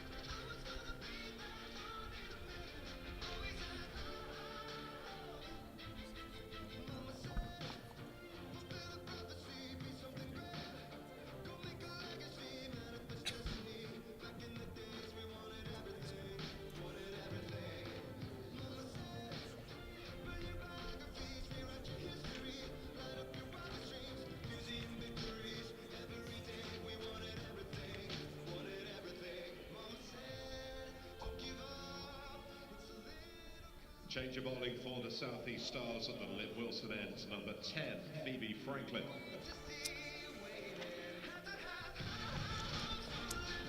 Phoebe Franklin coming on first change. Well, the first change at this end anyway. The old football stand end at Wantage Road.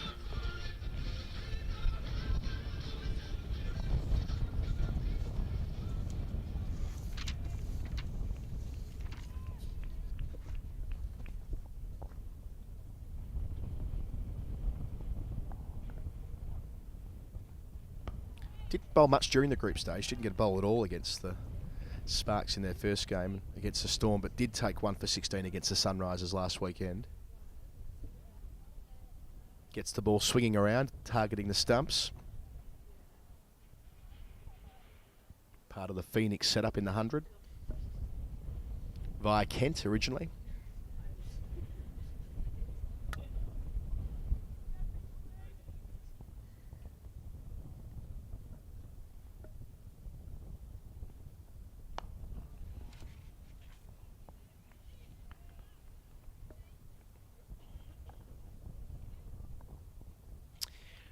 Quite excited about that 19s World Cup next year. Georgie, we were at Fairbreak in Dubai for a couple of weeks last month, and a lot of chat around the women's cricket world about what a great opportunity that platform will be next year. For the first time, they've never had a women's 50 over World Cup like that before. Helped on its way. Amy Jones, don't bowl there to her. Especially in the power play with the field up. That's a lovely shot there from Jones. Yeah, on that under-19s, we saw, it was just a few days ago actually, the team from the UAE have qualified. So there was a lot of excitement over that one. And we saw a few of their players out at Fairbreak, and they look really strong coming through. So it's nice to see cricket, women's cricket especially, spreading across the globe.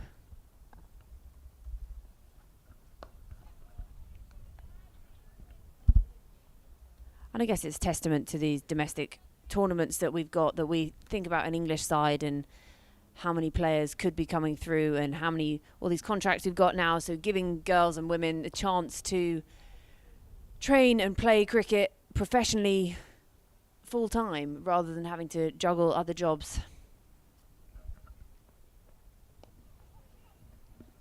More runs.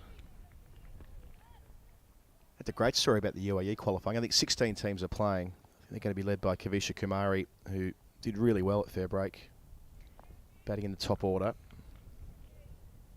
Yeah, she put Deandra Dottin to shame at one point. It looked like Dottin was going bish bash bosh, and Kumari quietened her down. It looked like she was the player that had been around the scene for a long time. And Titra Satish is the other young gun coming through there.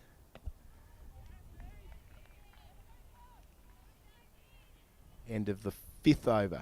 So you'll make way, Georgie. We'll hear from you in the final, which at this stage looks like it'll be between the Sparks and the Vipers. 43 for 1, with 1 over left in the power play. 7 taken from Franklin's first over.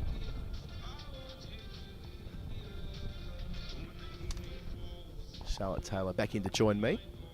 They're making it's the most straightforward exercise. It was the wickets in the power play, wasn't it? It's the contrast in what we saw in the first 5 overs of their bowling innings compared to the batting innings, and it's just about game over. Moore continues.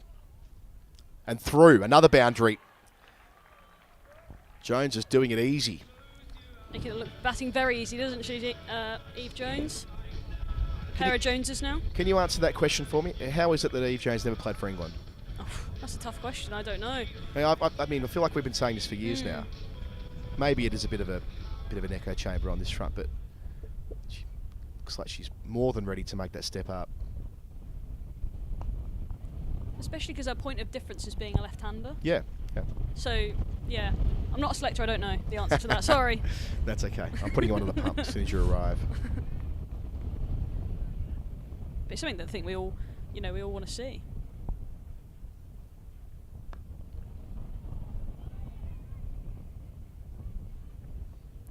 And a product of that Kia Super League system, that you go back to the start of that competition back in 2016. It wasn't on television. There wasn't a huge amount of hype around it when it first started, but it forced its way onto the agenda. It forced its way into the shop window, and players like Eve Jones, invaluable experience compared to what it was before, even if it was only for 4 to 6 weeks a season. Amy Jones gets in on the act. Misfield there on the rope, but hit it hard. And she covered the ground well there. I think that's Phoebe Franklin is, out there. Yeah, she got there. Just went underneath her. I think going back to Eve Jones and her experience now in the Big Bash as well. It's it all sort of combines together. Well, it would have been inconceivable for a player like Eve Jones to get a WBBL contract exactly a few the years same ago. as Izzy Wong, Maya Yep, Boucher, absolutely. all of them. I mean, it just wouldn't have. It just couldn't have happened.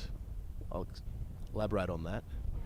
In that there would have been a perception that, well, you're playing domestic cricket in England, like you're not going to come and play in what is effectively a global all-stars competition, the Big Bash. But the standard's risen so quickly that they're like, well, okay, we can take that seriously and dish out contracts accordingly. And you can see the difference is not that dissimilar anymore. Whereas there Yeah. would have been a big difference back then, so you would have noticed they probably wouldn't have had the same level of skills, the same level of experience. End of the power play, 53 for 1. They're already halfway there in this chase. They require 105 to make the final. And even if the gap wasn't that big, there was the perception that it was big. And that's half the battle, is getting rid of that. Exactly. In the last 3 years, even, you think about even that first announcement saying there was going to be, was it 41 professional players in the first year, in addition to the nationally contracted England stars? But okay, right. So this isn't just a short-term contract for a bit of T20 cricket in the middle of the summer. As good as it was, it's like this is a full-time job now. Yeah, and for a lot of these girls, it is their main focus, and that wasn't the case ever before. I mean, you've seen the difference that it's made. Some of our girls at the Vipers, you've just seen them go from strength to strength. Yep, absolutely. Rising tide and all of that.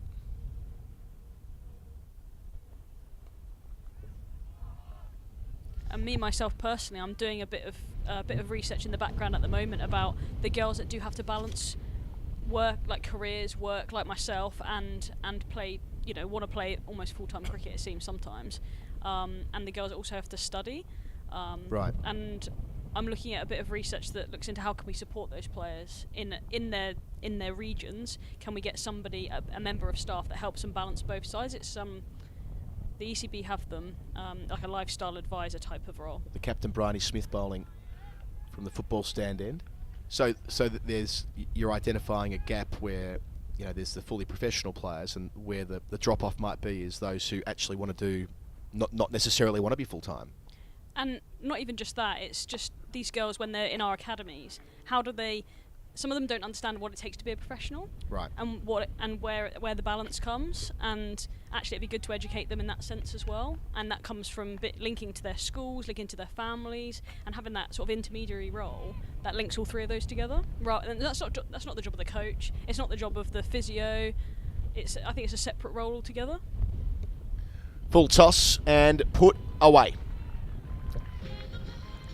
Like They're going to do this in 10 overs. Yeah, Amy don't bowl Jones there in to the double Amy Jones, figures. yeah. Or 17 rather. Eve Jones on 29. This will be over soon. I think Tash is listed to come on at the end here. She's just walked out the room. She's just left. I don't think she's thrilled. I suspect she won't need to commentate on the end of the Stars Charlotte Edwards season. It's coming soon unless they have a big turning point soon and start taking a clatter of wickets. I can't quite identify where that's coming from against the Joneses. No, I think it's a bit of a polar opposite difference. Their lines and lengths, the Sparks, they were meticulous in their first half of the game. Oh. Taken at mid-wicket. A Great sharp catch. chance as well. Is that Franklin in there? Yeah, that's Franklin, and one of the best fielders in the comp, I think. Low to her left, got down very, very nicely and snaffled it. Amy Jones gone for 17. Well, there's the first of the 9 further wickets they need in a hurry. Yeah, 59 for 2. Willed that on, you did. Phoebe Franklin, sharp take. Fielding is so important in T20 cricket. We bang on about it, and that is exactly why you want your best fielders in the best positions and where the ball's going to be hit the most.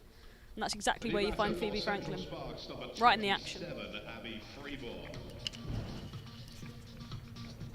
The experience of Abby Freeborn coming in at 4. Made the big move. Yeah. From the Lightning to the Sparks. Been batting at 4 throughout the competition.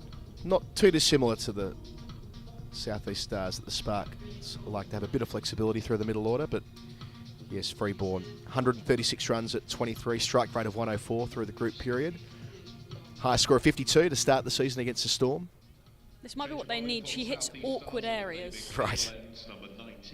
Notice from playing against her, she just hits the ball in bizarre areas. Not, not crazy, but just little angles that she creates space for herself, and that could be what the Sparks need at this point. Some point of difference. They like using her in the middle overs, leaving Glenn and Arlott and Campbell to hit hard at the death as required, but she's more the technician, Freeborn. Challenge first up against Danny Gregory, the leg spinner.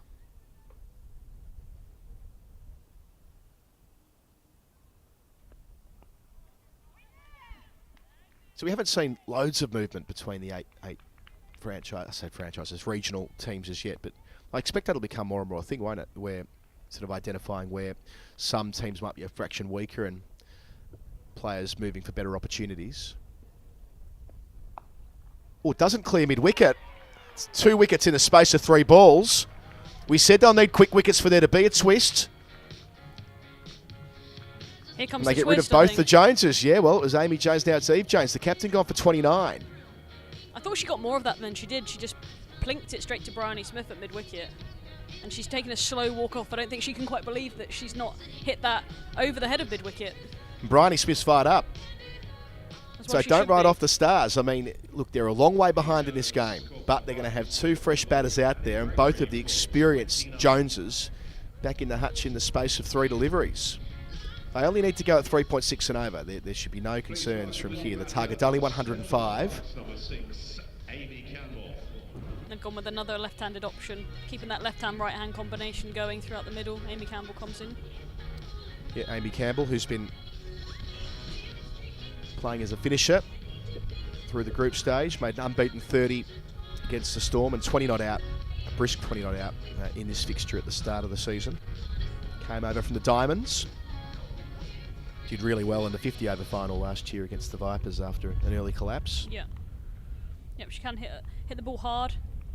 And in this game Favours last the leg year, side, yeah, as most left-handers do. was this game last year, wasn't it, where she had a great game in the semi-final Yeah. to knock out the Vipers. Very good cricketer. Made 70-odd. And another one that's made a move that we were talking about. It's not too common.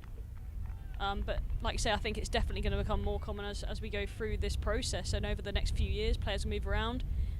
And as more contracts are offered, you've got to be willing to keep your players where they want to be. That's good tension, I reckon. Absolutely. All through again. Give a nod out. We're taking a look at that on replay. I don't know if that was the wrong one or not. Looked like it. Just went on. Keen for a second look if we can get it. Not sure if we're going to, such as it is.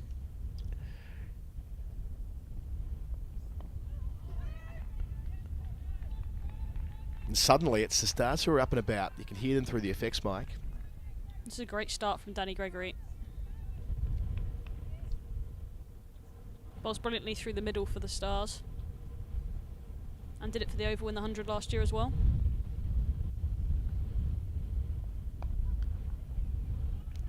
Campbell using her feet off the mark.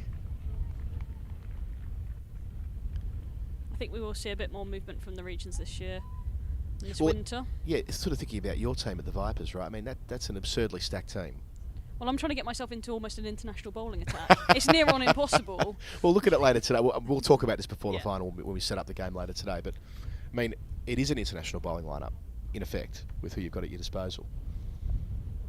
And not using your case personally, but, I mean, you've had a pretty successful career at the Vipers and unable to get in the team today. But that's what you want to see as a lover of women's cricket and their development. You want to see players being forced to move around to get where they want to be, and for there to be competition for places. Great from Gregory.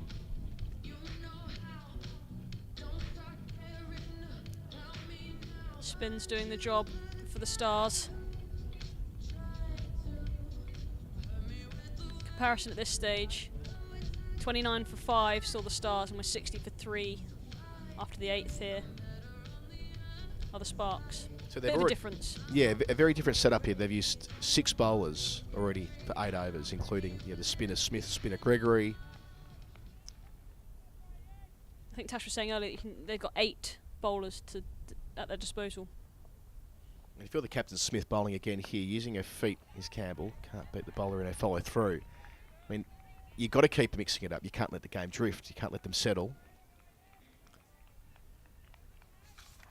And Gregory, the sixth bowler, 1 for 1 from her first. Sparks need not panic, though. Or bowls! It might be the catalyst for something here. 3 wickets in the space of a couple of overs. Here we the go. captain Smith round the wicket and through the defences of the left-hander. Gone for 1. 60 for 4. Great delivery, very full, under the bat. Amy Campbell bowled by Bridie Smith. Here's the twist. Yeah, We spoke about the twist, it's coming. as soon as you sat down two and a half overs ago, we said, well, they're going to have to bowl them out, aren't they? It's game over. Tash Farrant left the room. I think she wants me to sit here. Wasn't even here at the She time. doesn't want me to move. 79. He foreshadowed the fact that she might not even get on commentary. Well, if she does, it may very well be as the Stars are sticking the landing on a remarkable manoeuvre routine. Considering at one stage the Sparks were, as we go back through the scorecard, they were 59 for 1 in the 7th over. They've lost 3 for 1 from there. It's a remarkable turnaround. Got to keep it going. Got to keep the chat going as well. Davies did well in the field. Fielders out at deep point, deep square leg. Everyone else in, building the pressure. Shout for leg before and turned down. Looked to be sliding. Yeah, it did. Looked to be sliding. Sarah Bartlett's not moved. The standing umpire from this end.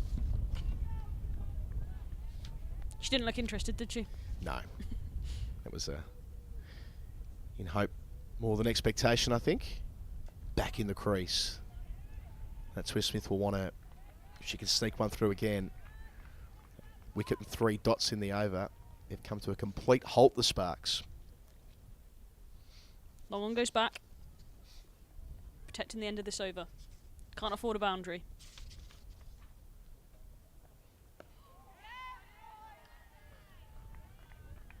And Davies hasn't had to do a lot with the bat through the season either. A few not outs, but high score of 17, only made 28 runs.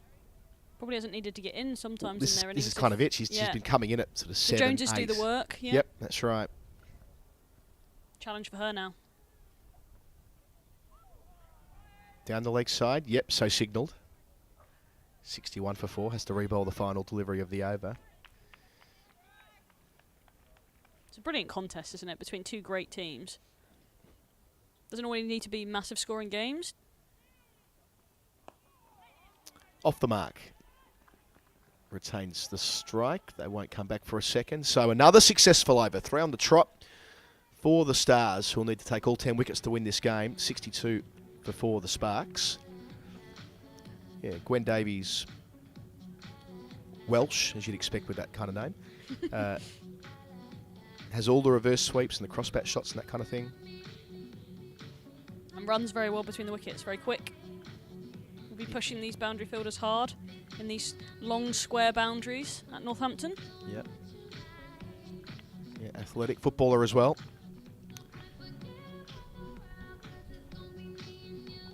Danny Gregory going to continue.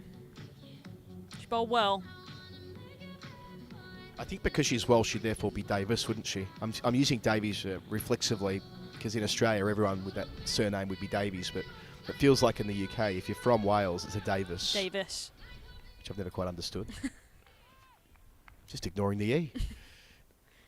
Pretending like it doesn't exist. So Davis on strike. They're up and about, the Stars. You can hear them out there. And why wouldn't you be? You come back into this game, fought hard.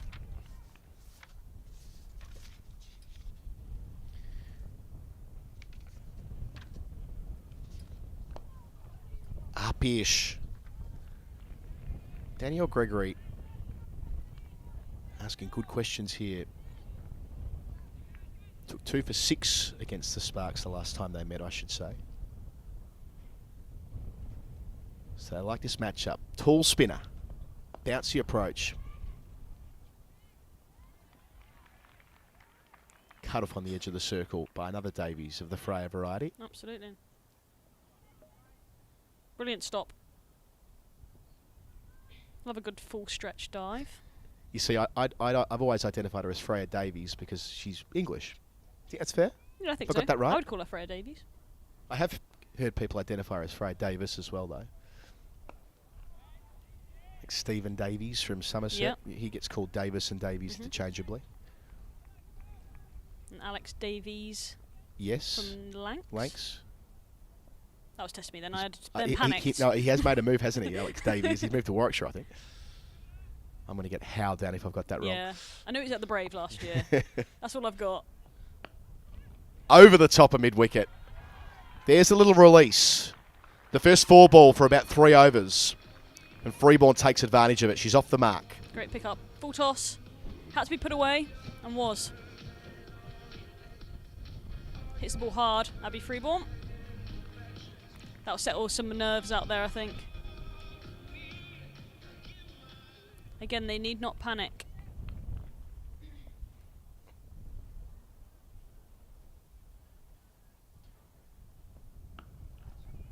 Full again, doesn't quite get as much of that one though, and they have popped back a deep mid-wicket as the sun comes back out here at Wantage Road. Yeah, it's lovely, isn't it? I think we're the 2 biggest fans of the ground here. End of 10, Yeah, halfway there, 68 for 4. No one else is on our wavelength, are they? Yeah. I've got lovely memories of being here as you make way, and you're going to be replaced by Tash Farron for a tour game a number of years ago when Stephen Crook from Northants made a 69-ball 100 against Australia, and the place was pumping. Good atmosphere today as well. Tash, how you feeling? Well, this is a bit exciting, isn't it? I think don't it know is. if I'm going to be any good on comms here because I'm getting a bit nervous. But yeah, great fight back from the Stars, just showing the sort of guts that they have, and obviously a great start from the Central Sparks. But if we can keep taking a few wickets, it's definitely nervous times.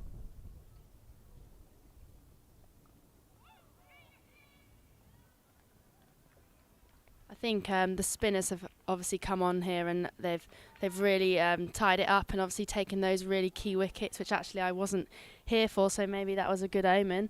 You slipped out at the perfect time. We just about written them off. Yeah, sometimes you've just got to move seats, you know, when nothing's happening. And What is it left when you're doing laps to the green? Is it left for wickets, right for runs? yeah, right for runs. Right for Always go runs. left.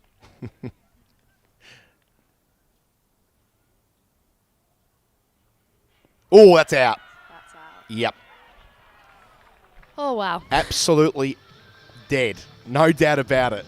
Deep in the crease, Davies. And the Bryony captain Smith gets a second wicket.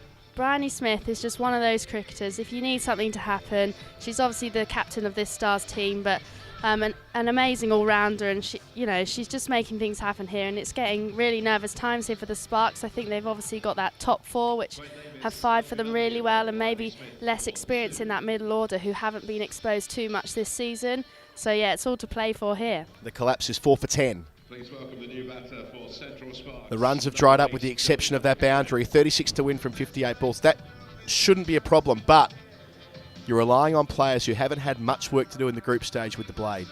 So we've got Davina Perrin coming in here. I think she's about 15 or 16 years old, so a young gun. I've heard really great things about her. This is obviously a very big occasion, probably one of probably the biggest stages that she's played on so far in her short career, and it'd be really exciting to see what she can do, because she's got quite a lot of it on her shoulders here to well, if they bat out here, they're obviously going to score the runs, but if just have to steady the ship here and don't lose that intent. They need to keep trying to keep that intent and not go within their shells, because I think that's when the wickets are going to keep falling. And she might be part of the future for the Sparks, but she's at the moment only batted once in the season, made 9 against the Stars, but with the exception of that, she's been playing but not doing an awful lot. Only bowled once in the tournament as well, so they like her between the wickets. She's actually had a bit of success against the Stars. She scored a 50 last year in a 50 over game, I think, so she's faced these bowlers before. Correct. Nice high front elbow first ball. Takes one to extra cover off the mark.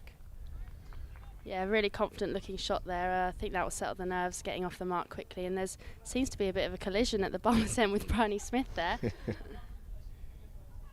Did an exam yesterday Davina Perrin. I'm not sure what it was in, but she was under pressure yesterday and under pressure again today. Yeah, we've had a few of the younger girls having to do a bit of revision on some of the sit on the benches on some of the games this year, which I do not miss. Nah, not at all. So Freeborn's been down the other end for much of the carnage. She's only faced 6 deliveries, having walked out at 4. One of the bankers for the Sparks. They're going to need her to, in all probability, score the majority of the 35 runs remaining, I reckon. Yeah, and she made that move from Loughborough Lightning to try and get a bit more opportunity, which she's getting today. 3 out on the leg side. Can't be point. Ailish Cranstone is busy there. There's obviously no short third man, so it's coming her way. She's going to have to be quick, either left or right. There's a few cuts going down there, so but the Stars seem really up for it. You can really hear them out there, and I think they're loving it out there. Deep point goes back. They're giving her the single if she wants it in that direction. Last ball. Takes on mid-off. And Davies holds. They give her the single. Freeborn retains the strike. She's on 671 for 5. 34 needed from 54. This is tightening up. Just 3 runs from that over with the wicket. I think Bryony Smith's bowled 3 there, so it'll be really interesting if she bowls her 4 through, or she'll sort of give someone else a go and hold that one back from her. Obviously, there's not many runs to play with, so... Well, let's go through it. We've got 1, 2... We've 6 bowlers used. Freya Davies has got 2. You'd expect she'll bowl at the death. Yeah. Emma Jones has bowled 1 over for 17. That didn't work out with her extra pace. Callie Moore, 1 for 11 from 2. Struck with her first ball. Phoebe Franklin with her medium pace, none for 8 from 1. And Alice Capsey's coming on here now. Alice so Capsey, yeah. The Stars have got a lot of bowling options, and especially a lot of spin options, which is working really nicely for them here. So they'll probably keep the pace off and make the batters have to do something themselves. Another one of these teenage stars, 17 years of age. Hasn't been in the runs this season, but effective with her off spin, always. That's short and pulled hard. They'll get a single. Good Deserve stop. to be 4. Good stop there from Danny Gregory. Yeah. That was a bit of a freebie and probably should have been hit for 4. But that's when you need on. That's what you need on low-scoring days. You need all your fielders to bring their A game, and really every sort of run counts in a very low total. So that was a great stop there from Danny Gregory. Capsey's going at 7 runs and over through the group stage. Best of 1 for 10 against the Sparks. With that England A team in Australia over the winter.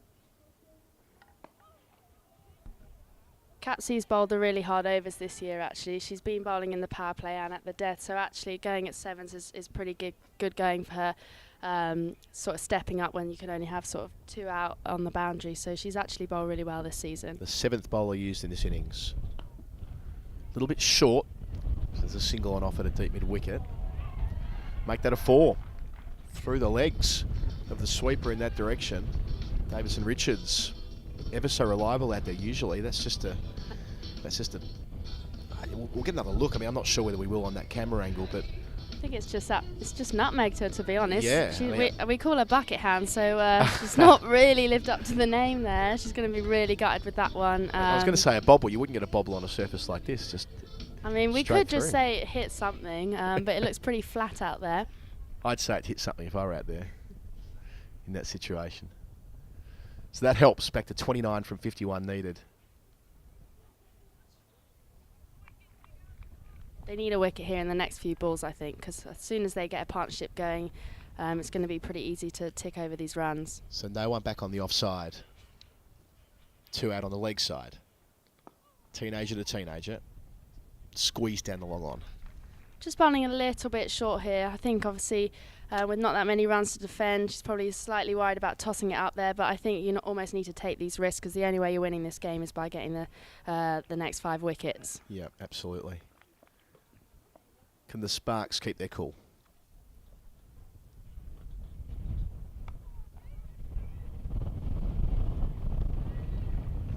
Good running.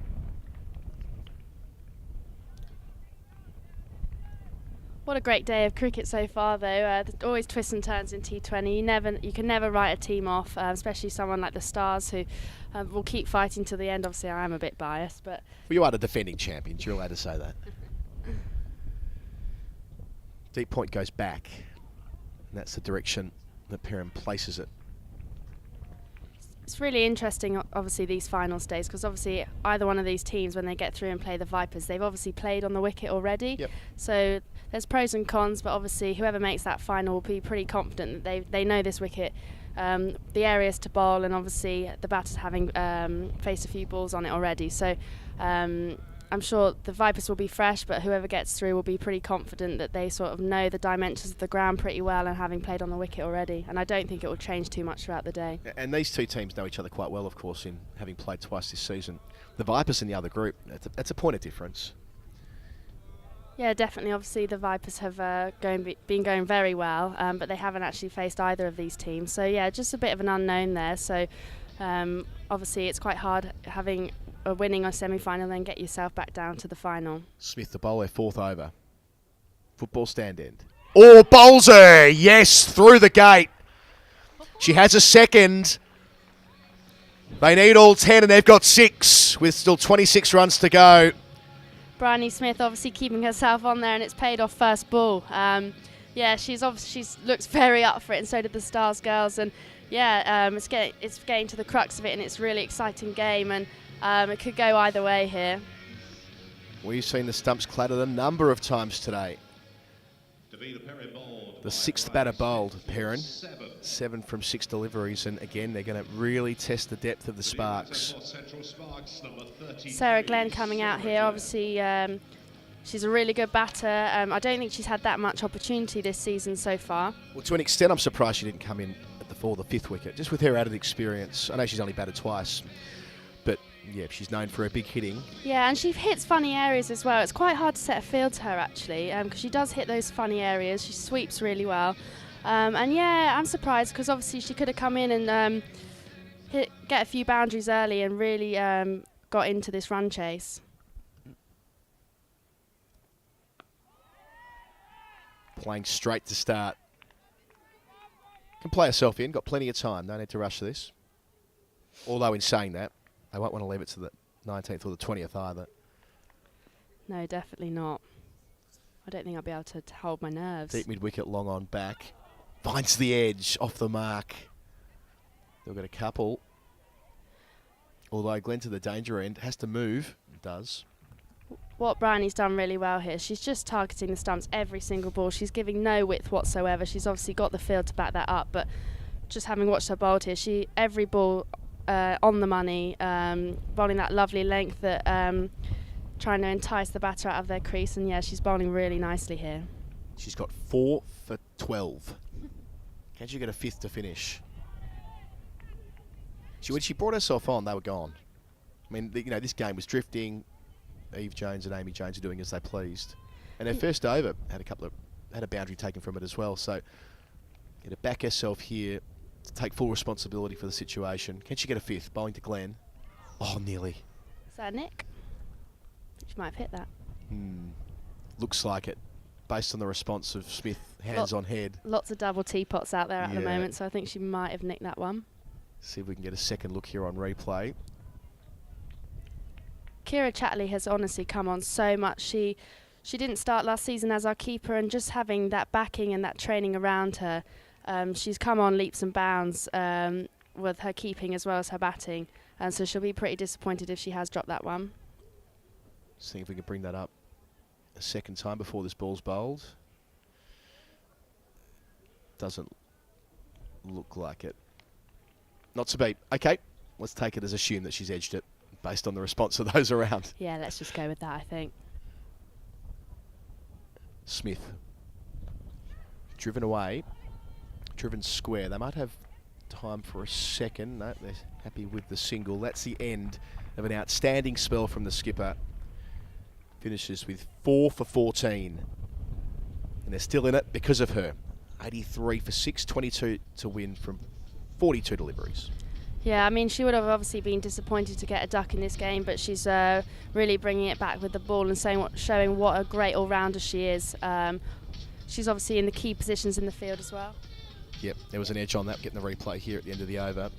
Does that hit her gloves? It looked like quite a thick edge. Yeah, in and out. Hit the webbing, I reckon. Yeah. I'm no keeper, but I'm thinking she wants to take that. Bowling for the Stars at the David Cable 27 carrier ball. I think this is a really good move from Smith here, keeping the pressure on with Callier. She's got the golden arm. Oh, through again! Wicket with her first ball earlier in the afternoon, brought back into the attack and does it again. Straight through the defences of Freeborn. She goes for 9, it's 83 for 7, it's game on at Wantage Road. Yeah, wow, it's all go here. I think that was a great move from Smith to bring Callier back on there. She's obviously been one of the pick of the bowlers the whole tournament, and she's been bowling really nicely in this game. And she could have given another one to Capsey there, but she saw the opportunity to pounce with Moore and get that other wicket, which she has early in this over. Callier Moore was taking her wickets at 8 before today, 5 of them coming last weekend in the last couple of games. Well, she'll lower that average again here. 2 for 11, her figures, 1 ball into her third over. But forget about that. The question is, can she bowl the Sparks out? She's got 5 balls left in this over. As I say, she's got the golden arm at the moment. You're still in it, Tash? We're still... I don't think I can cope with this. I'm not a very good watcher. I'd rather be out there, but the girls are doing a great job here. And yeah, it's just a great game of cricket. Obviously, Emily Arlett's come in here. She has really good power down the ground. So I'm sure the Stars will set a straight field here and try and get a few early dots on her and keep building this pressure that they've built. Yet to be dismissed in the tournament, striking at 162. Came in late a couple of times for a 19 and a 15, both unbeaten.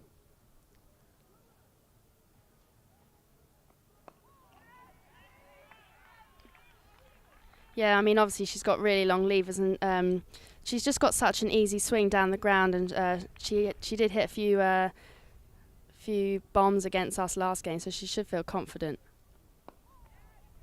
Off the mark, down to the long off, so they're happy to give her 1 there. So 2 of the bigger hitters going around in Sarah Glenn and Emily Arlott. Will they go that route? Will they give one of them effectively licence? So can you finish this in a couple of overs? I think so. I think one of them kind of needs to go here, because if they can get 3 boundaries, that's game over. Mid off up. The push back on the stumps. Excellent bowling. As you pointed out before, the stumps are constantly in play, which informs why there have been so many batters bowled through this game. I think what the Stars need to be wary of here is actually try and squeeze in this ring and have an in and out field to try and actually stop those singles. Picks that extra cover. One of 3 fielders inside the circle on the offside. And even that run rate required, I mean, it's not even close to being a thing as yet, but just 2 singles from this over so far. Moore's last delivery here.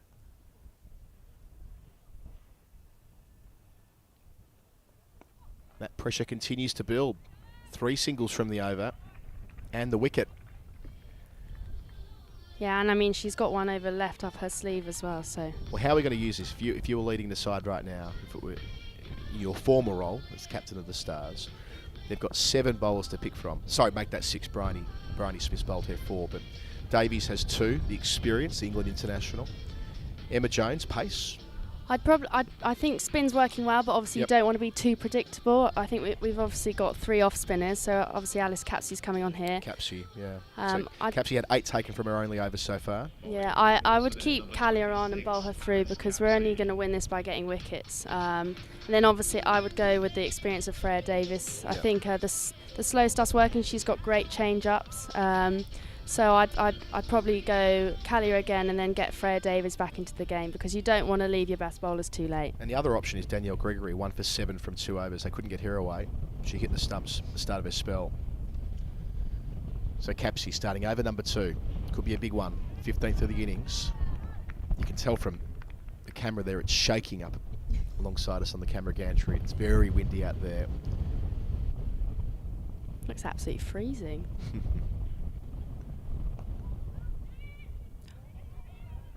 Backhand. Oh. Athleticism from the captain. Pretty nifty stuff there, but I actually think it was quite a way off the stump, but it looked cool. It did look good. Sort of indoor cricket stuff, wasn't it? Yeah. Not sure that's so much a thing over here, but where I grew up, played a lot of it. A lot of backhanders and that kind of thing. Glenn back on strike on 4.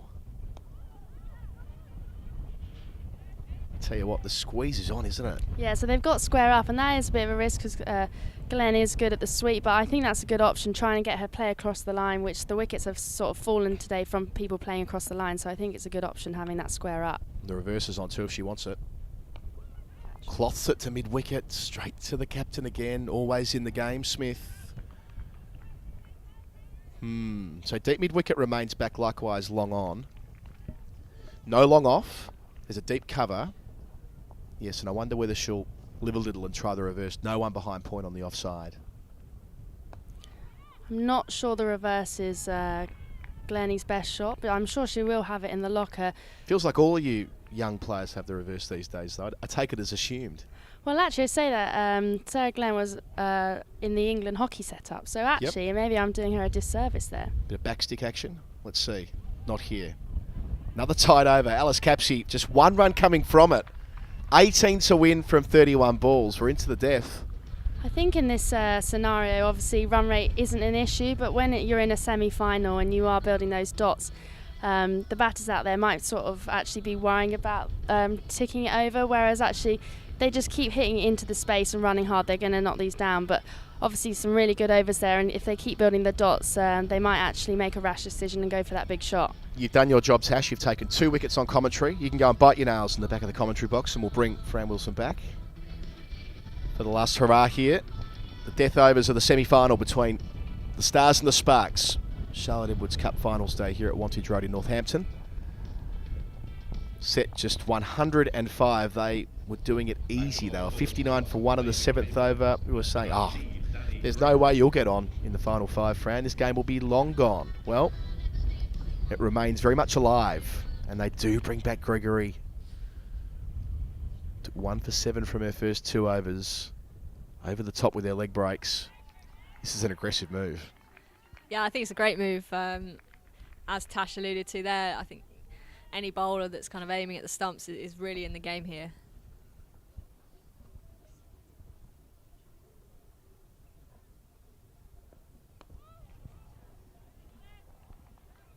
Gets Glenn back on strike, her fellow long-haired leg spinner.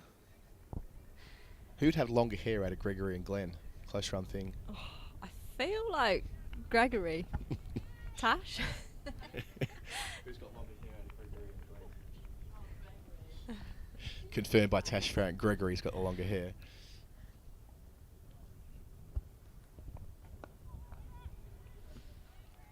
It's that overspin, isn't it? Yeah, she's a really tricky bowler to face, actually. Obviously being leg spin, but also just kind of skidding it on. Yeah. And pretty accurate as well. She's got a deep point if she does drop short. None of that so far, though. Up and over the top. Finds a deep point off the front foot, Glenn. Doing it in singles. We're yet to see either Glenn or Arlett take any risks, any meaningful risks. I wonder whether now, though, at 16 to go, a boundary here breaks, one boundary breaks it open. Whether that might be the view of Arlett, who can hit it a very long way. Long on, deep mid-wicket, back on the leg side. Maybe behind square. Yeah, leaves it alone. I think out of the two, it would be Arlett to go, as in to go for the boundary. I'd really like to see Glennie kind of marshal the team over the line. And I'm kind of surprised she wasn't batting earlier. I'm slightly taken aback by the fact that she shouldered arms there. Yes. A ball that nearly hit her off stump. Last ball here from Gregory. Don't leave that. That's on middle stump. Takes a single. Arlett retains the strike. She's 5, joining Glenn on that score. They'll need 15 from the final 4 overs. 89 for 7. Make that 90 for 7. I'd bowl Gregory again. Yeah, this is not the 100 though, is it? You can't just carry on. Well, she's got one more over. So, sorry. so by that I mean I would use her in. Yes, that's a good technical point. So she could bowl over 18 or over 20. That will happen at some point, by the way. We'll confuse formats, and someone will do as Warwick Armstrong did many years ago and bowl consecutive overs. So Arlett's back on strike. She looks less confident than Glenn. Now, one of them probably needs to go. Yeah, I think, as we were talking about before, Glennie is quite experienced, and that's showing. So it's Capsey. They take the single first ball of the over. Arlett gives the strike back to Glenn. 14 to go. The thing is, though, if they don't lose any wickets, they'll probably win the game. So it's a real gamble. Upish. Had that been collected cleanly, it might have been an opportunity. Not quite. Emma Jones out there, who's only bowled the 1 over off the top, back when it was a very different game of cricket. She's an option with that pace at the end. Quickest bowler on show. Yeah, I think it'd be too much of a gamble at this point. But I guess my point is maybe they need to gamble. Yeah, 13 runs to play with. Maybe they need to, after this over, it might get down to the point where they have no choice but to do something against the grain. Yeah, that's a very good point. Oh, there it is. There's the runs down the leg side they've been trying to manufacture. They get a couple, though. For a moment, it looked like it was running away for a boundary towards the pavilion. Leg by signalled. 94 for 7. No, my apologies. It's been given off the bat. Arlott moves to 8. 11 left. Oh, now that's not where she expected it to go. To Freya Davies at mid-off. Mind games, I reckon. Had that gone past the parallel and somewhere down at about cover, I wonder whether Arlott might have been tempted. We've seen that. We've seen players walk out and whack them for 4.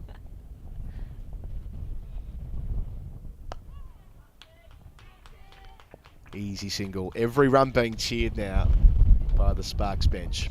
Just feels like, obviously stating the obvious, but it feels like they need a wicket very, very, very soon. Obviously 3 more to get. Capsy to finish. Here to Glenn. Does well. Keeps the strike again, so Glenn moves to 7. It's 9 runs they have to play with, 3 overs still to bowl.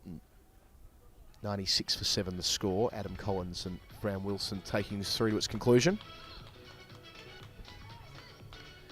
As we said before, they've got options everywhere. They've only bowled out Bryony Smith, the captain, so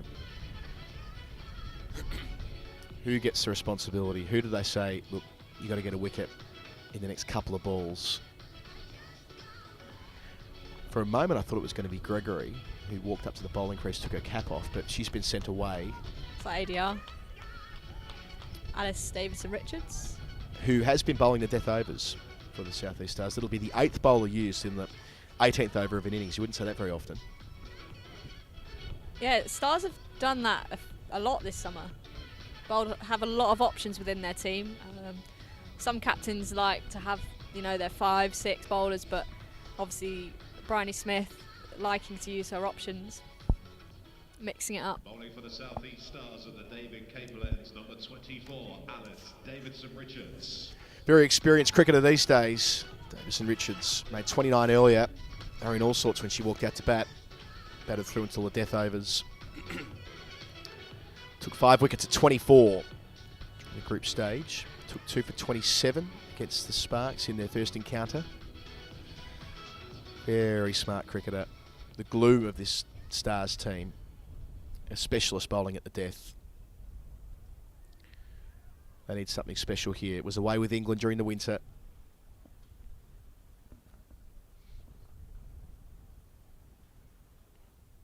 Keep it back. Extra pace. Dot to start. Up at 66 mile an hour. Yeah, Alice Davidson-Richards just offers something a little bit different. Kind of bowls that hard length, which in women's cricket is more rare. And again, has the variations, has the bouncer, has the slower balls. So a really good death option.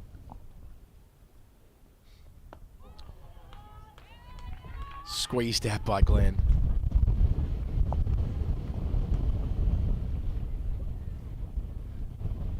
Exactly where ADR needs to be.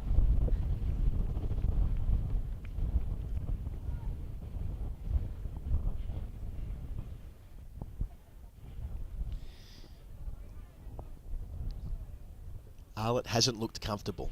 9 from 14.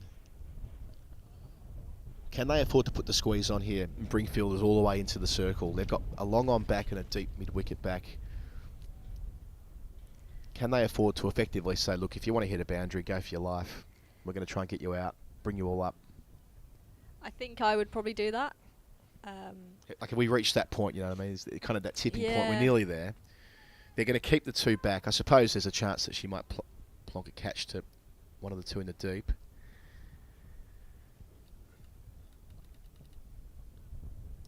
Taking their time, just tweaking the mid-wicket, bringing that fielder in by a couple of yards. No single. Through mid-wicket, not far away from where mid-wicket was positioned, actually, on the edge of the circle. But in the air, they take the single, Arlott into double figures, 7 needed, 15 balls. This has turned into quite a useful partnership. Yeah, done pretty well actually. Just kind of rotated the strike. We're obviously saying they could have gone one or two ways. Could they have gone a bit harder, finished the game quickly? They've put on 15. It's been slow going. Davidson Richards out towards deep mid-wicket. It goes. Got to take it. Got to take it. Does take it. The game stays alive. That's a very, very, very good catch. Under pressure, diving forwards. We've spoken about her before. Is it Phoebe Franklin? Yeah, it's Franklin out there. Yeah. She was busy. Took a catch earlier. As we've said before, she's a brilliant fielder. And under pressure as well. So Glenn goes for 8. Is there time for one last twist? They've got 7 runs to play with. Forget about the balls. They need 2 wickets. 98 for 8. Davidson Richards, the 8th bowler used in this innings for the Stars. Richards for 8. And they do bat deep, the Sparks, as we've been saying all day. But as Potts walks out, very different situation.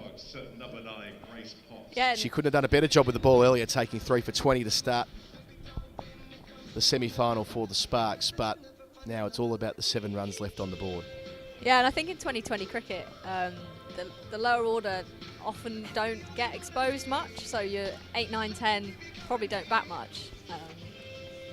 But then when it comes to it, they're expected to take you over the line. So it'd be a lot of pressure on Grace Potts' shoulders.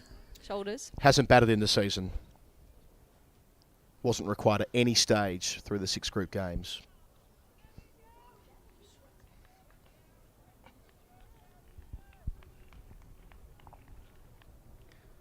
Davidson Richards, 2 balls to bowl. All of her experience to draw down on here.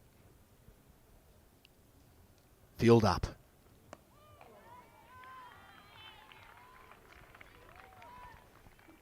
So deep third's back. Deep mid-wicket is back. Franklin out there. Her second clutch catch earlier was there at mid-wicket when Amy Jones clothed one to her from the bowling of Smith, one of her 4 wickets. This feels like a massive delivery. Getting a chance at the number 10. 1 ball left.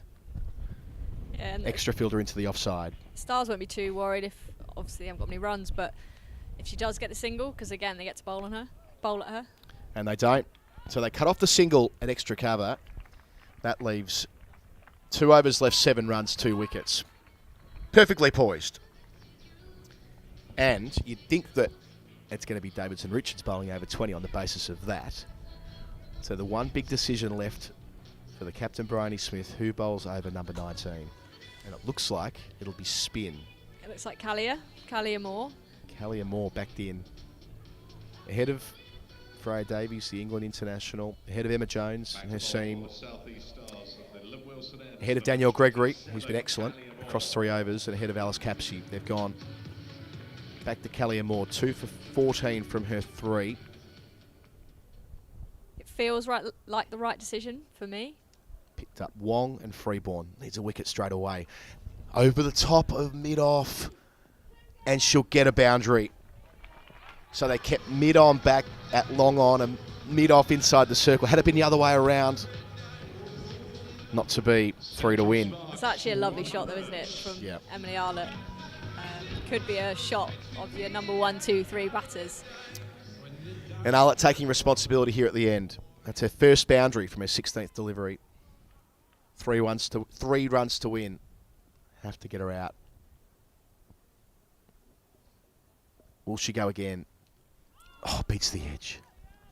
She looks less comfortable going back, Emily Arlett. She looks like one of those players who's got the levers to go down the ground. Less comfortable when it's a harder length.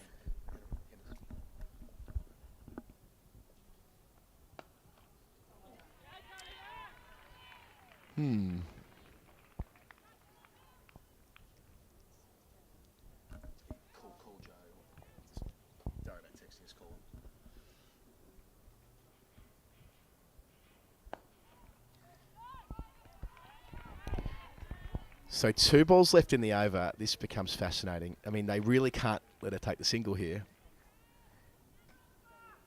I mean, a single's as good as a boundary. All the pressure on Moore.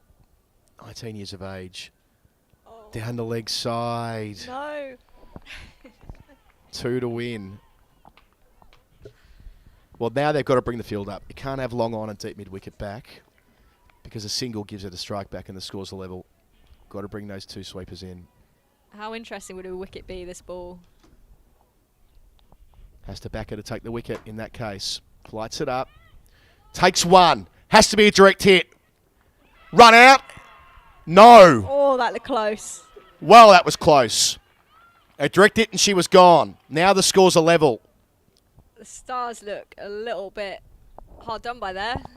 Let's have a look side on if we can. I'm not sure if we've got that camera angle. If we do, let's bring it up. We've got time.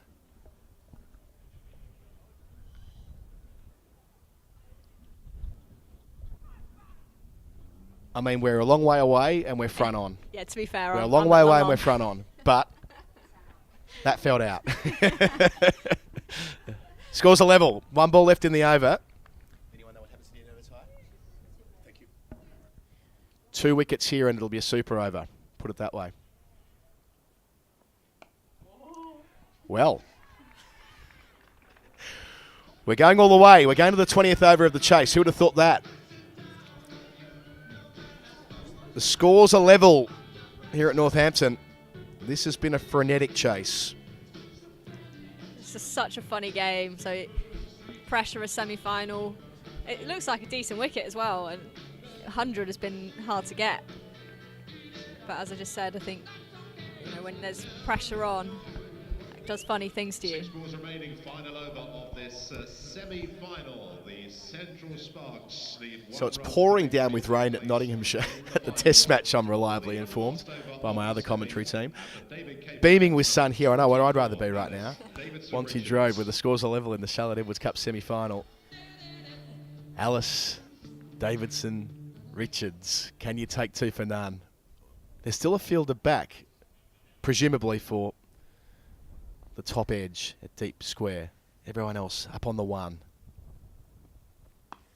Over ahead. The Sparks are in the final.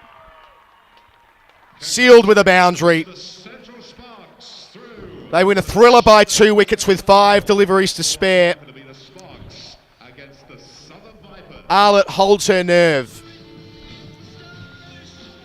They made hard work of that, Fran Wilson. Yeah, they did. They definitely did. But Emily Arlett just holding her nerve at the end there.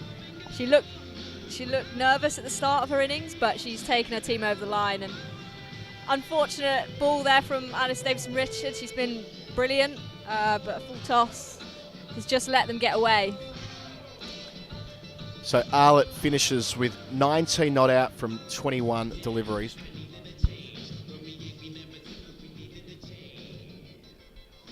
Really, the work they did with the ball inside the power play was what defined this win for the Sparks. Izzy Wong, 2 for 8 from 4. Grace Potts, 3 for 20 from 4 up top as well, bowling all the way through at the start. And Eve Jones making 29 and top scoring. Amy Jones made 17, and the whole game changed. And it changed as soon as Bryony Smith brought herself into the attack, picked up a wicket in her second over, ended up with 4 for 14. Contributions from Callie Moore, 2 for 20 from her 4. A wicket for Danielle Gregory, who's most impressive with her leg spin, 1 for 10 from 3. Nearly Davison Richards, 1 for 3. Bowled over 18 and kept hopes alive for the Stars, but not quite. We'll just wait to take the presentation down on the side of the field in a few moments, Fran. But as we were just saying earlier, it might just play into the hands of the Sparks having played the first semi-final, getting a sense of the conditions. Yeah, I always found that in kind of KSL days. You know, playing 2 games in a day, yes, it's tiring, but at the same time, you do get the pace of the wicket, especially as a batter. I actually quite like playing 2 games a day. I don't know what it's like as a bowler. It's probably quite a tiring thing to do. But the fact that they're bowled first might help with that too. Yeah, exactly. They've had more time to kind of, well, not relax, but to sit down. But yeah, I think the Sparks, for me, what I've seen from this year is very much what we've seen today. Very tight bowling unit, but you can get through their batting team. So it is a lot. I feel like there's a lot of pressure on the likes of Eve Jones up top. They'll have to kind of stand up in the final for them to beat a very strong Vipers team. And the Stars really hung in there, didn't they? They were. I mean, thinking about the way their day played out at one stage, we've said 25 for 5 inside the power play. They had no right to be anywhere close to it, but with the ball, pace off worked. They didn't really use their seamers. Freya Davies and Emma Jones bowled 3 overs between them, had 34 taken off them inside the power play. They took pace off in the middle overs, and how often do you see that spin to win? Not quite, albeit, but that was the plan, and it did get them to the cusp of what would have been a miraculous Houdini act. Yeah, definitely. And I think in terms of matchups with the Sparks, I think pace off and spin is a great option. The Stars have a lot of spinners who just kind of aim at the stumps, and you saw today how many people got bowled. It was a really good plan. I wonder what would have happened if Bryony Smith had kind of bowled in earlier. Could that have been an option? But then at the same time, it's really easy in hindsight. All these teams do so much research, and they had their plans. You kind of got to stick to them. But it was really good to see the spinners doing a fantastic job for them today. Izzy Wong, we mentioned her 2 for 8 off the top. At one stage, she had 2 for 2 from 3 overs. Kind of talked about it through the course of the coverage that she's not far away from an England berth, and being able to do that, knocking over both openers for nothing. I mean, this will help contribute to that case that she will get her chance to get national colours. Yeah, I totally agree. I'd love to see her playing for England. I think she's ready now, to be honest. It's just whether or not England wait for that new year, so September, October time, or do they see out this summer with the players they've been picking already? So it's a bit of a selection dilemma that Izzy Wong is providing, but she's doing all she can from her perspective, and that's all she can do. A good problem to have. I suspect we'll be speaking to Izzy Wong shortly as player of the match. We'll find out in a moment. We're going pitch side for those post-game formalities, and that's it from us on commentary with the Central Sparks through to the final. We'll be playing the Southern Vipers in a game that starts in 70 minutes from now.